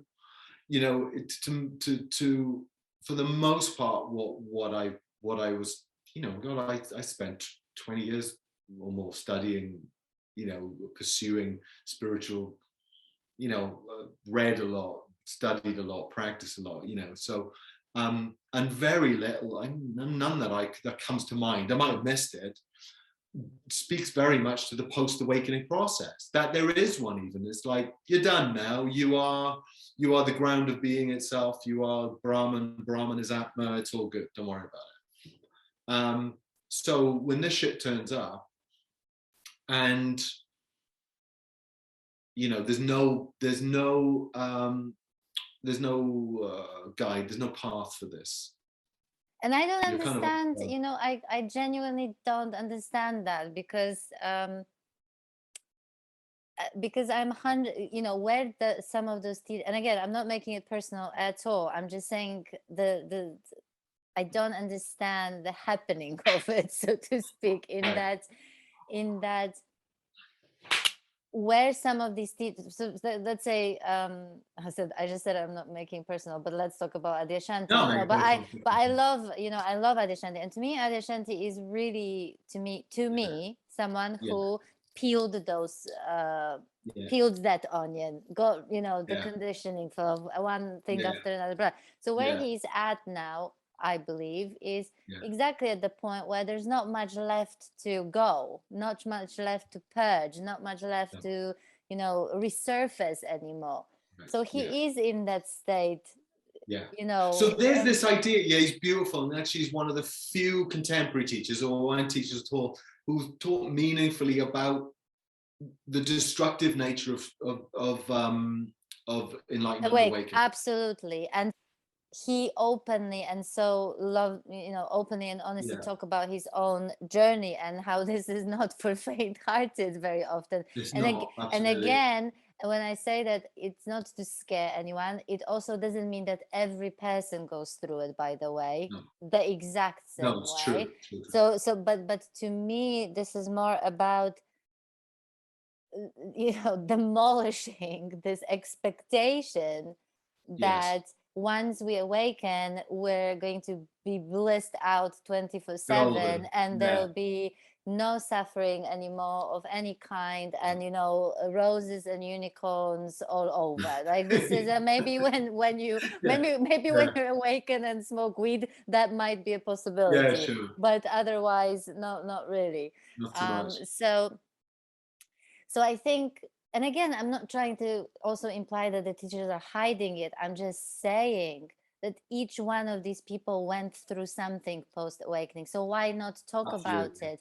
Because Yeah. not only that it serves a purpose and it would help so many people, but more importantly, it also demolishes this apparent divide between me and that teacher, that there is some Yes, kind of exactly, for sure. hierarchy, that here is Yeah, the small me trying to awaken and trying not to suffer, and here is this awaken higher hierarchy you who is immune to humanity, when it's not true.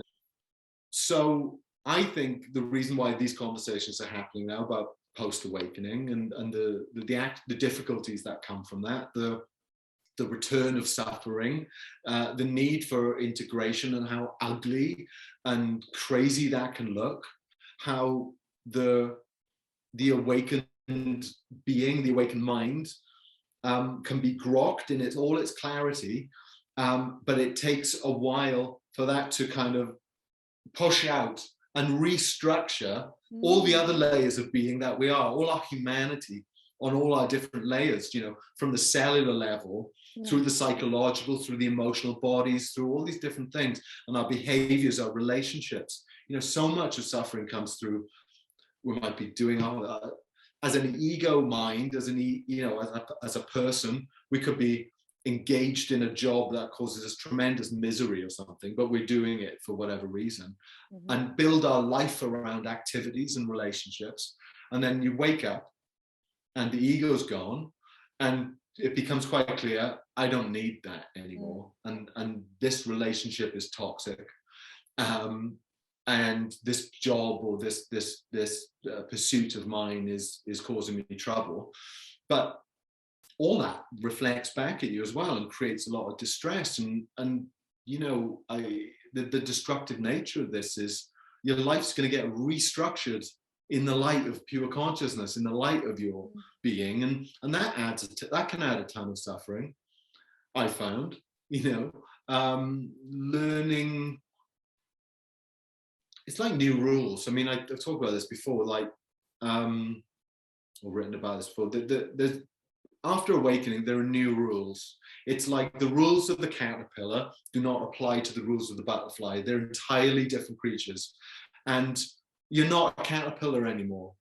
And you have to learn to operate as a butterfly. And you've got not a lot of guidance on that, I found. And it's you have to figure out what the rules are. Figure out how a butterfly moves, how a butterfly feeds, how a butterfly. It's And like that. but and it's almost like there's the memory of the caterpillar in your Yes. body, Yes. right? It's Totally. almost like that memory is still there, the mind, where the mind holds Yes. on to things still, that they are Yes. to be Yeah. released. And to me, it's not so much, to me actually, while that we seemingly try to resist this, we're so scared of anything coming up to the surface, I would say bring it Yes. all, bring all Yeah. that caterpillar Yeah. memory, bring it all out to the Yeah. surface, Yeah. as much as you can, feel it fully, Right. Yes. because Well, there that's the is. answer, isn't it? To just we talk about, like, I often talk about surrender. It's like just let it in, let it in, let it Yeah, in, and let it be. yeah. And it's funny you said, what about resistance? And it's a good question, because I was thinking, just thinking about that. resistance can show up in different ways. It can show up as just maybe not even quite resistance. It's just we can be, what I've noticed in myself, the difference between suffering, the inevitable happenings of being, and being free of that affliction and being at peace with those is actually just the subtleness of a often not even recognized yes or no to the experience, right? Just a subtle, like, it shouldn't be that way. That subtle thing causes just all the suffering in the world.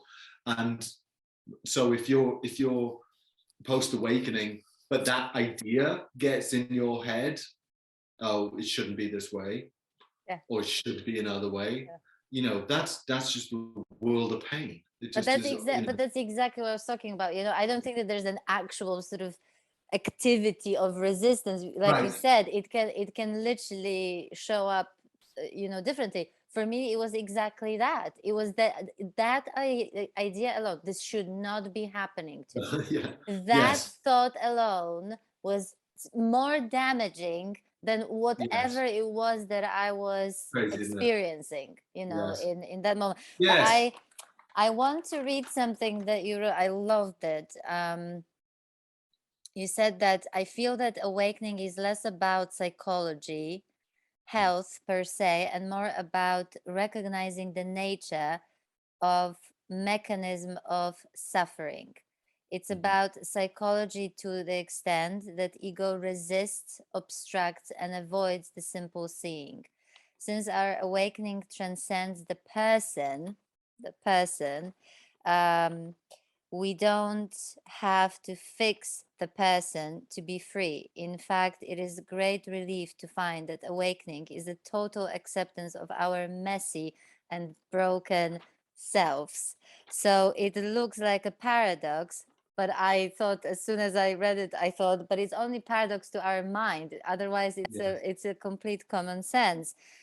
A contradiction, a seeming contradiction. The idea transcending the person at the same time is also accepting that person fully, right? So this is, I love the way you said it. I couldn't say it better, because I think that, you know, a lot of teachings and awakening, and again, innocent, I'm not saying people are screwing with our heads on purpose. I'm just saying that, you know, there's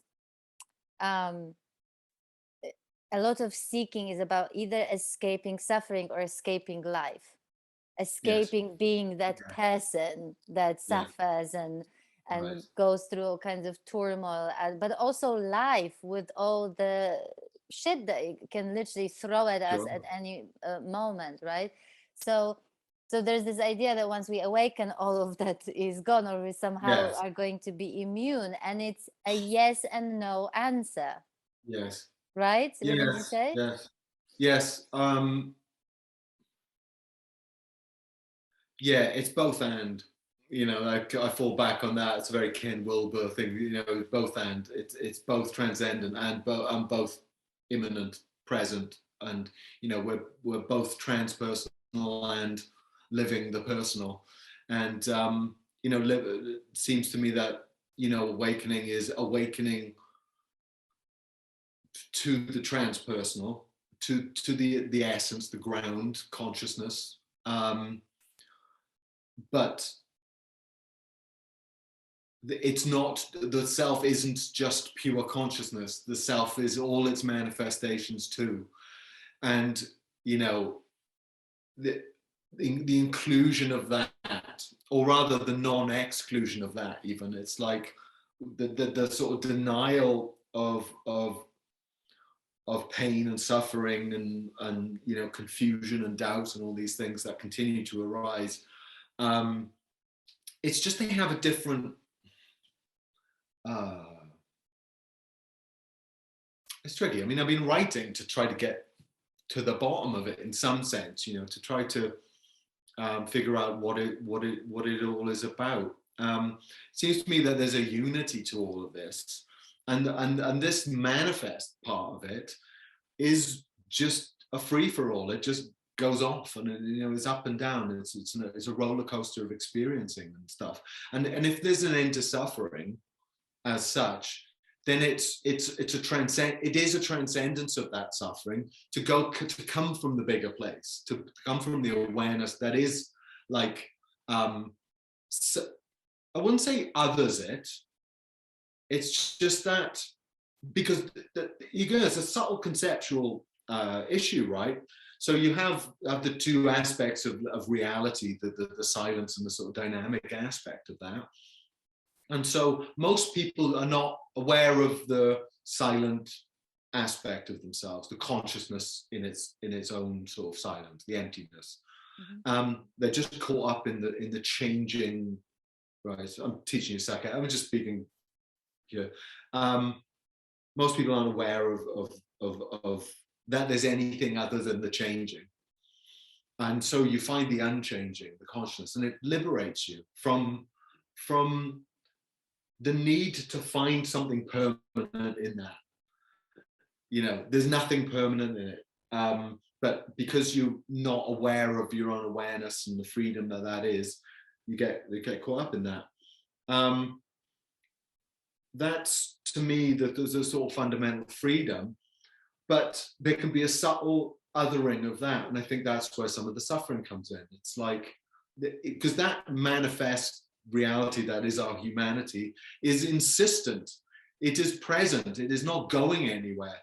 And if the word that to me kind of captures the approach that's necessary for that integration is acceptance.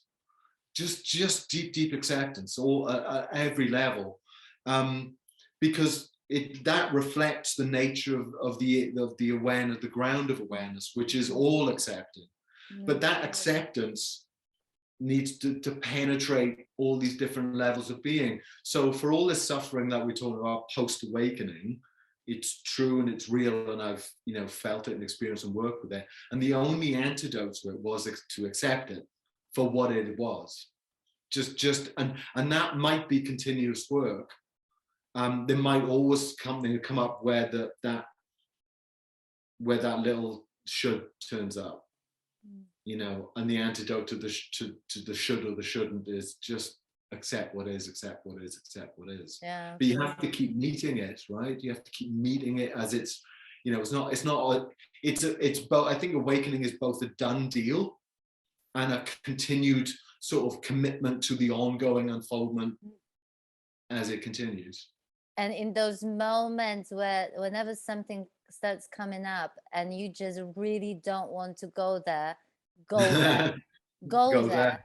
Exactly. And I really don't I'm trying to avoid sort of advice or prescriptions, but actually recently I thought that's bollocks, because sometimes it's exactly what a person needs to hear. I don't know. Exactly. Maybe while I'm here trying to avoid some prescriptions, maybe that particular prescription that I gave is actually going to land, where it's meant to land for someone.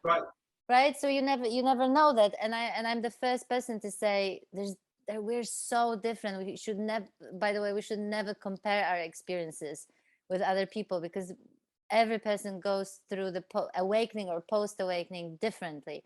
There may be some commonalities, but it's a different process for every person, and you have to find your way to navigate through it. But it doesn't change the fact that you can't listen to people who can say, okay, this is what it will look like to me. And I personally, oh my God, in the last 2 months is fucking hell. it just keeps on coming, I'll tell you.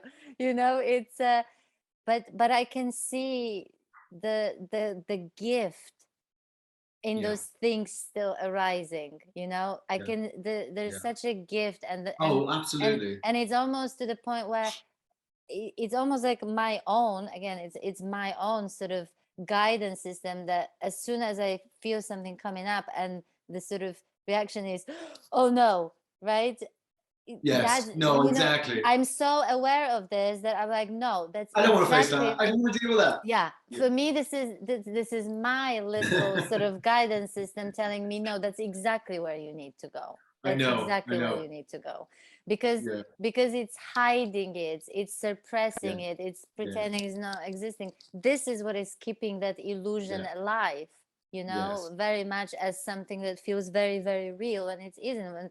When you invite this, accept Yes. this, look at it, and again, you don't, because some people I know that they are afraid to look at these things because they are afraid that they will start identifying with what's happening.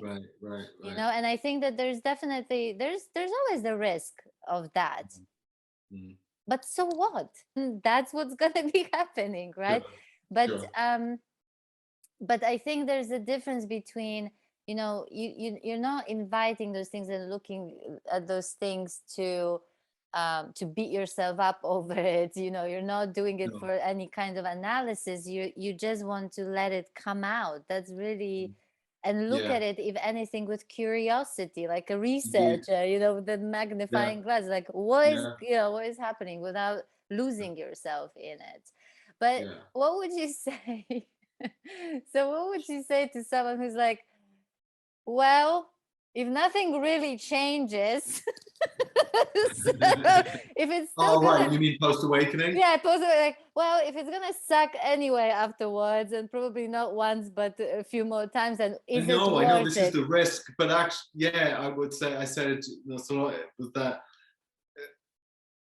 if there is a difference, there is a profound difference living in awakening to living as an ego mind. Well, one is real and one isn't. The ego mind is just a problematic, misperception and misconception, which causes endless suffering. So there's that.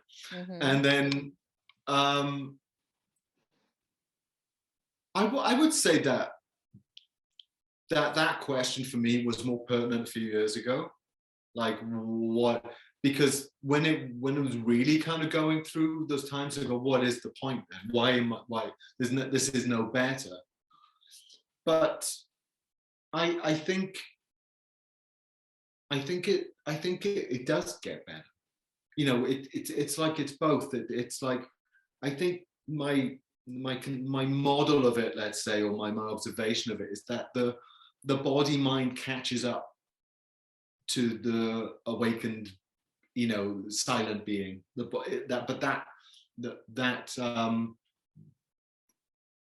manifestation of deep acceptance and non-avoidance and the dissolution of all the shoulds. I mean, we're complex psychological beings, and that's got to kind of unwrap and unfold and unpack. And we've got all these embodied, traumas and stuff that that are associated with ways of thinking and being in the world. And I had no idea how this was going to take, the time it's taken to continue to, the way I looked at it once was, awakening is like a dam at the top of a very long river, lots of villages and stuff underneath, and like beneath the dam, which is the ego, there's the land has been, the course of the water, where it would have normally taken, the way the land grows, is completely altered by the presence of this ego. And awakening cracks that wall down, and the water pours down, and the naturalness of where that water wants to be and interact with the land and all that, quite naturally comes about again. The artificiality of the waterways and the lay of the land is now found its way, but it takes time for that water, that naturalness, to just completely cover all the land again and bring it back to its natural condition before that structure was put in place. And it just takes time. It takes time to penetrate, psychology, emotions, behavior, all that stuff, body, all of it, to find our naturalness. And You know, we bump into things, and we bump into things in the environment, because the world is not awake. You know, it's just really not. And 99.9% of people are operating from an ego perspective. And living in that can be tricky. You know, finding your naturalness in a world that doesn't recognize or understand what that even means is tricky also. So, you know, it's going to take some time. And I think one just has to be, I like this, that one, there is a post-awakening process, integration, whatever we want to, however we want to look at it. There's echoes of the old operating system that can be quite, you know, quite strong at times. But the light of awareness itself, the light of truth, pushes out all the resistance to it in the end. It burns it all off. But that can take time. It does take time. You know, it's just about almost 7 years, six and a half years since sort of that shift happened for me. And, you know, I've still been going through big things, big, you know, small, the kind of detox of the early stages were kind of tapered off, but the coming into what it is to be that being embodied is still a work in progress, you know. And it's beautiful though, because it's a pain in the ass, and it's really difficult. You hit something, you don't even know what's going on, and then something's seen, something comes to the light, and it changes everything. And it really is more often than not something really quite subtle, some subtle, unrecognized or unconscious or subconscious. We talk about shoulds, shouldn't, some point of resistance. And it's crazy what a really small point of resistance can cause just a world of suffering, even post-awakening. So, but my confidence is that it burns away. You know, it's like you know, the morning sun burning away the mist. You know, by midday it's just all gone. And I think post-awakening's like that. But is it worth it? Absolutely. Oh yeah. Absolutely. My God, I couldn't. Oh. To me, if there's one thing that I think is so amazing about realizing our true nature is really awakening. To me, allows you to be free to be human ultimately. Beautiful. Yeah, you know, it's, to me, it's all about freedom, because you're no longer a prisoner of your mind. No. Because there is no prisoner. Yeah, you know, and you see that, right? So even when it seems like you're caught up again, you still, that's the difference. That's the difference. You know that you're caught up. You know that there's nothing really going on apart from that in a moment.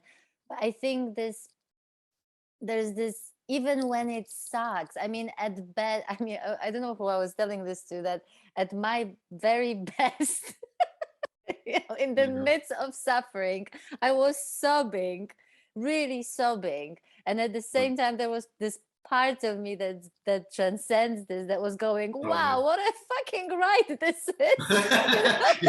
You know, right at the same time. So it's almost like that. So it's almost like that awareness going, wow, you know, it's like something else here. And I know it sounds completely crazy and delusional, but honestly, it was very, very healthy. And so you're still you're that person that is going through the experience, and you're also very much not that person that is going through the experience at the same time. And so to me, it really boils down to just, honestly, just freedom to be human, honestly, with whatever comes up, you know, in that humanity of ours, each and every moment, each and every day. And then, like you said, it takes a while, because stuff resurfaces. Well, it's both and, isn't it? It's like it's immediate, at the same time it's evolutionary.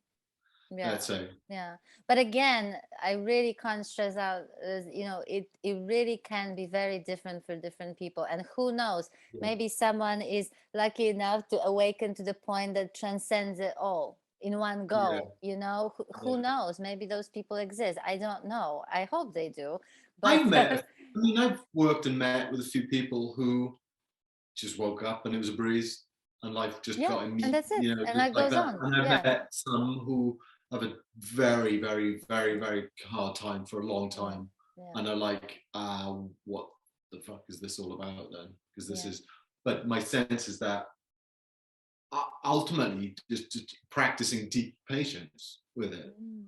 This idea that, I shouldn't be here right now. I should be done with all this. That idea, is a kind of a shutting down of a, oh, it's too awakened minds ever open, ever open. It's never resolved. It's not that. It's always that, Mm-hmm. and Or that's this how should we. be and this shouldn't be. Yes, exactly. There's no, It's got no place for no, those no, ideas. exactly. Yeah. And so maybe it's that has to pervade the whole system and really get. And it seems to. It Mm, seems to. It seems like it's like you bump into something and you just push through it somehow, mm, or you get through it, mm. and then you've opened up, and that bit's sort of gone now. You won't necessarily have to repeat that again. That's the latest sort of dissolution. But why? Back to a quick question about why there aren't these teachings out there. What my answer to that was, I think because post-awakening conversations and teachings, I think partly because there haven't been enough awakened people to warrant it. One, in the open market of life, because I think up until quite recently, historically, most of the people who woke up would have been monks and nuns and people who, sadhus in the wild. I wonder, like, if you turn up at a Zen monastery, you become a monk, 10 years later, whatever, you're awake, you're going to spend the rest of your life in that monastery. It's not like, I'm awake now, I can go off and, Mhm. live my life in the world. And so you would have been contained within an environment in which whatever came up could be, dealt with within that context. I wonder whether there are in these deep traditions, in the kind of monasteries and these places, ashrams, that most people who woke up with it were in it for life, and therefore the post-awakening process was just another part of that integrated process. I heard someone somewhere say, I might be a complete fallacy, but when a Zen monk wakes up, they just send him into the woods for 7 years, and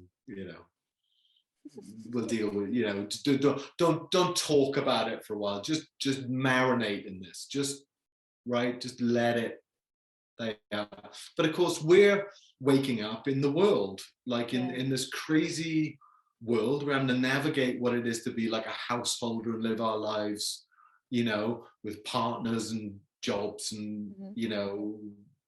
the world. um it's a much messier business than being a monk, being protected from all that and waking up within that context and just living within that context until the day you die, without really much disturbance coming at you. And that may be great, and for some people, and when I was listening to you, at first, even imagine, growing up, and also spending most of your life with people who meditate and are into this stuff. And I thought, oh my God, what a blissful life that is, to be with people who, think in the same way and sort Yeah, of I get might have this to stuff and backpedal everything. my view there. Yeah, but I No, mean, but it on the surface, I thought it's yeah, great, like how yeah, lovely to but actually, and then I thought, is that really healthy, just in right, general? Because again, to me, awakening really, um it really shows, it's really tested in life. not It is. outside of it, Yeah. you know. So Yeah. sort of, it's when the shit hits the fan, you know, it's Yeah. when there's a Yeah. tragedy, it's when you are, you know, you lost your job and you don't know how to feed your children, and you know, all these really challenging, painful moments that life can bring. To me, that's when there's gold, you Yeah. know. Absolutely.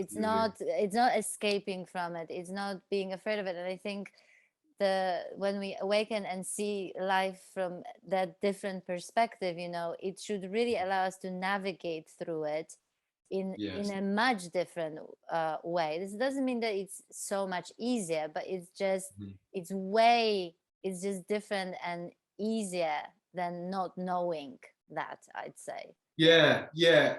I mean, the prime thing for me was the recognition that it's completely outside of is my control. Mm. You know, I'm not running this show at all. It's not to say that there's no inner life here, right? The you know, it's not just a facade, like just like automaton. The inner experience is just as present as it was before.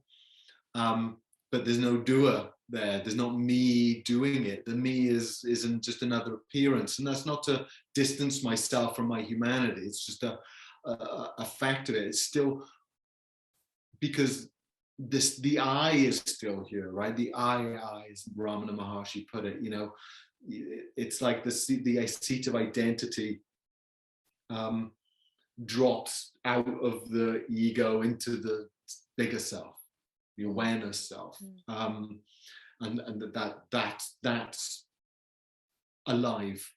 I am alive as that, witnessing and experiencing through this you know this body mind, and it's beautiful. You know, it's fun. Yes, And but when it's a direct experience, you know, that there is no self, and so on, yeah. there's not me doing that. When it's a direct experience, it also shows up in a very healthy way on the Yeah. outside. Whereas when it's just conceptual, then we're talking bypassing. Oh You yeah. know what I mean? When Oh it's just totally. then Yeah, yeah. then Oh, there's it's no point so, going. There's no self here. yeah.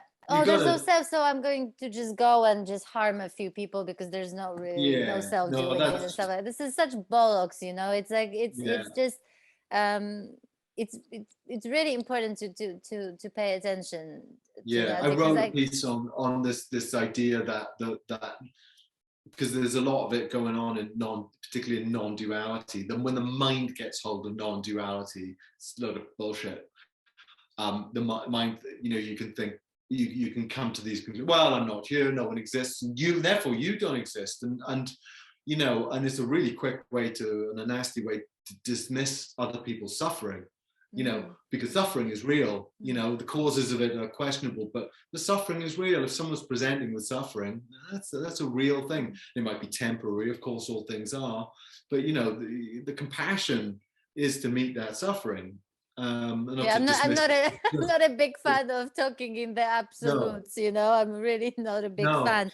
And to me, I mean, again, we are all different, and who knows, maybe another person has to be talked in these kind of absolutes to really hit, you know, it needs to hit sure, them and actually right, can trigger yeah, awakening. sure. It's You very never know possible. what's going to We do it. never, It's true. absolutely, we never know. But to me, there is something, I think it's so important to meet people where they're at, Yeah, yeah, for you sure. know, and also, but from a place that they are not at yet, if that makes any Yeah, sense, you yeah, know. no. You have to meet them where they are, and you can't push. Mm, Counterproductive, you know. mm, And you know, like I said, when this first sort of came to me, and I, you know, found myself back, and you know, in America, I was obnoxious, you know, I was pushing it on everyone. But I remember doing actually when I learned TM all those years ago as well. It was like I must have a touch to the zealot about me, and I was like, oh, this is da da da da, you know, because you want to help. It's kind of, mm. so I can see the sympathetic to those who are, you know, kind of zealous and who are trying to push. But practically speaking, you can't push. You can just perhaps be sufficient space for them to find their own way, find their own unfoldment. I mean, as a teacher, I offer up, I'm spitballing what I see and trying to mirror back to them to open up and bring clarity to them, because they turn up because they are suffering often, or they're in need to find a deeper truth, find a deeper ground, whatever. But I'm glad that you said that there's a role for the teacher. Absolutely, but I'm glad that you said it. It's recognizing that in others, but also in ourselves. Saying to someone who was suffering in front of me is just a thought. Basically get over it. Yeah, exactly. So we do it to ourselves. So it's very important that while we recognize these behaviors, these things in other people, it's also recognizing those various things, same things in ourselves, because it's so easy to think that we're beyond it, when very often it might be so subtle, but it's still there, and to just and it just reveals it. I mean, what's funny, if you turn into it as rather than avoid it, if you can let it in. I mean, different ways to look. Let it be, let it in, turn towards it, turn into it, dive in, rather than sort of swerving and avoiding. It reveals itself, right? The richness of it. What is this afflictive whatever, this point of resistance? What is it trying to tell you, right? What is it trying to tell me? What is it trying to tell us? And we'll never know what wants to be heard and known and seen and integrated if we keep turning away. I do find that post-awakening, although there is this dance that goes on, there's a kind of an inevitability, it seems to me, a non-personal dance that kind of continues to play out, of resistance and response to resistance, right? I don't want that, and then the discomfort or whatever, the mind inevitably turns into it. The awareness inevitably kind of will, because I think that's why awakening is, I feel, kind of inevitable. I can't, that's a strong statement, but it's because it's true. It's the gravity. It's like the water's depth. To stay on the surface of a water, you've got to keep kicking. And that's the ego. It's endlessly kicking, but it won't know its depths until it stops.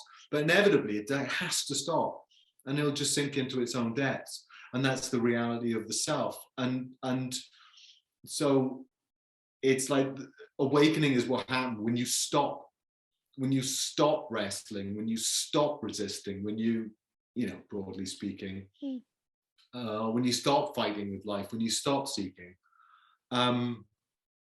it's here, it's right here. But that's why, to me, nothing you have to do for it, right? And so in a way, and so in a way, to me, actually, every single person is awakened. It's one of the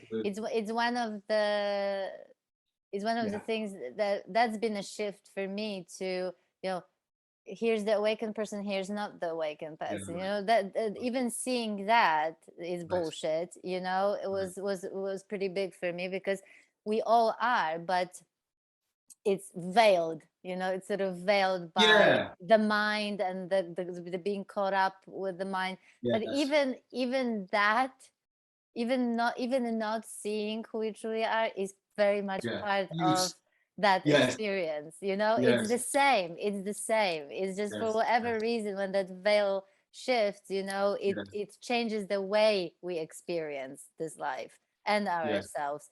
But it's all, there's a perfection and beauty in either or, in both. I was talking about this the other day, that if you come at this whole awakening thing by pathologizing an ego, by saying, oh, it's all fundamentally delusional, and it's like a problem you have to overcome, it's to miss the point for me that life is wants to present as an ego for as Absolutely. long as it does. And then when it Absolutely. doesn't, it stops presenting as an ego and re-recognizes its own nature. There's nothing wrong with it. It's not like, oh, a problem you have to fix. It's just a stage of life's manifestation. It wants it to be that. Like, you know, life itself, consciousness wants to show up as an ego. And when it doesn't, it doesn't. I'm so glad that you said that, because even when I hear that statement, and I think there are even books, if I'm not, if I'm correct, you know, that whole statement, ego is the enemy. I cringe inside. I cringe inside, Yeah. because it's so not Destroy true. the ego, kill the Yes, ego. yeah. It's so not true. It's as though this is some kind of an entity or a monster that you have to kind of. So this only adds up to that illusion, and it only adds up to. So now we take it as like, oh my God, every time this ego resurfaces, I need to do something about it. I need to fight it. I need to change it. You know, I should, you know, and it just adds up to the tension. It creates a tension and conflict that shouldn't even be there, because there is no need for that conflict to be there. But Simply, then by this rationale, it needs to be there while it's there. You know, you end up, you know, where, you know, there's a the recognition. I mean, there's lots of because of course there's different, you can come from different viewpoints on this, can't you? You know, and I think they're all, many of them are valid for certain periods. I mean, I like some Zen teacher had said, you know, when a monk had said, oh, do we have to get rid of our ego, you know, or can we keep some? He said, just, it's like, have enough ego so you don't get knocked over by a bus. You know, it's just so, absolutely. I don't know why that's relevant, but there's this the ego perform as such doesn't quite exist as such. You know, it's not an entity in itself. It's we imagine it to be an entity, and that's the problem. You have a bunch of behaviors, a bunch of thoughts, and there's a kind of a mind that tries to say this is a thing. Because personality, after awakening, personality still continues onward. In fact, I'm probably, you know, in my normal life louder and less, you know, inhibited or whatever than I ever was, you know, and there's a kind of I move as naturally as a sunflower, you know, like, you know, I feel sometimes actually one of the characteristics of this was a kind of an unthinking, non-volitional moving in the world that wasn't present before, that like an animal or a flower. You know, the sunflower doesn't think, it just sees the sun across the sky and follows it, you know. And I feel like I'm hungry, I'll eat, you know, I'll ready to get up, I'll move. There's not much pre-thinking about what I should or shouldn't do necessarily. It's, I mean, that can be there, but I know at heart it's not actually what's running the show. When I'm ready to go, I'll go. When I'm ready to do this, I'll do, you know, the being moves freely without the need for an ego to have control over it. But that's the key. That's the key, and I think that it's not, to me, it's not about getting rid of ego. It's not about. It's not also about embracing it. Also, it really is about recognizing it for what it is. So beautiful. It's exactly it's basically there, and it's just that your relationship to it fundamentally changes. Yeah. You know, it's the identity with it. It's the fundamental identity. I am this ego and nothing more. It's just not true. And so discovering your the self, that your true nature, consciousness, being, discovering that as self. Oh, okay. So the ego's part of that, is it showing up? That's fine. Great. I can be that too. But it's not only that. And so I think the suffering is, I think the main cause of the suffering is this fear and vulnerability, because if we think with the ego and we identify with the ego is made up of all these impermanent pieces. You know, there's nothing permanent in an ego. You know, it's nothing in the conditioned world is permanent. So if you think you're made up of nothing but conditioned, you know, reality, you know, there's this vulnerable, oh my God, I'm gonna, you know. So you have to gather things up and protect yourself and fight off all this. Once you realize you're the self, once you realize, your true nature, let's say, and even if you the worries. And even when you catch yourself doing the thing, Yeah. Yeah. you Well, you know, sit there and you play know the what's game, don't happening, we? right? Yeah. You know what's happening. You know exactly Yes, what's exactly. happening, right? So, Exactly. and I think that's that's ultimately the difference, and it's kind of paradoxical that we're so this holding on to these impermanent things is creating so much fear and so much conflict and all of that, but it's actually the idea that there's nothing hold on to that frightens us, when it's actually where the freedom is. And so it's Absolutely. that is Yeah. the paradox of all paradoxes for the mind. Obviously, at the level That's of for the the mind, mind, that's a yeah. huge paradox, isn't it? Yes. That the freedom is in the groundlessness, actually. Yeah. That you don't need, everyone's looking for, trying to find something permanent, solid, something that desperately seeking that. But From the it's level not of the mind, necessary. it's terrifying. The thought of it It is is. just terrifying. The fact that you're Yeah. out of control, the fact that you're not Yes. controlling anything, it's it's terrifying. But it's actually where, like I said, it's actually where the freedom is.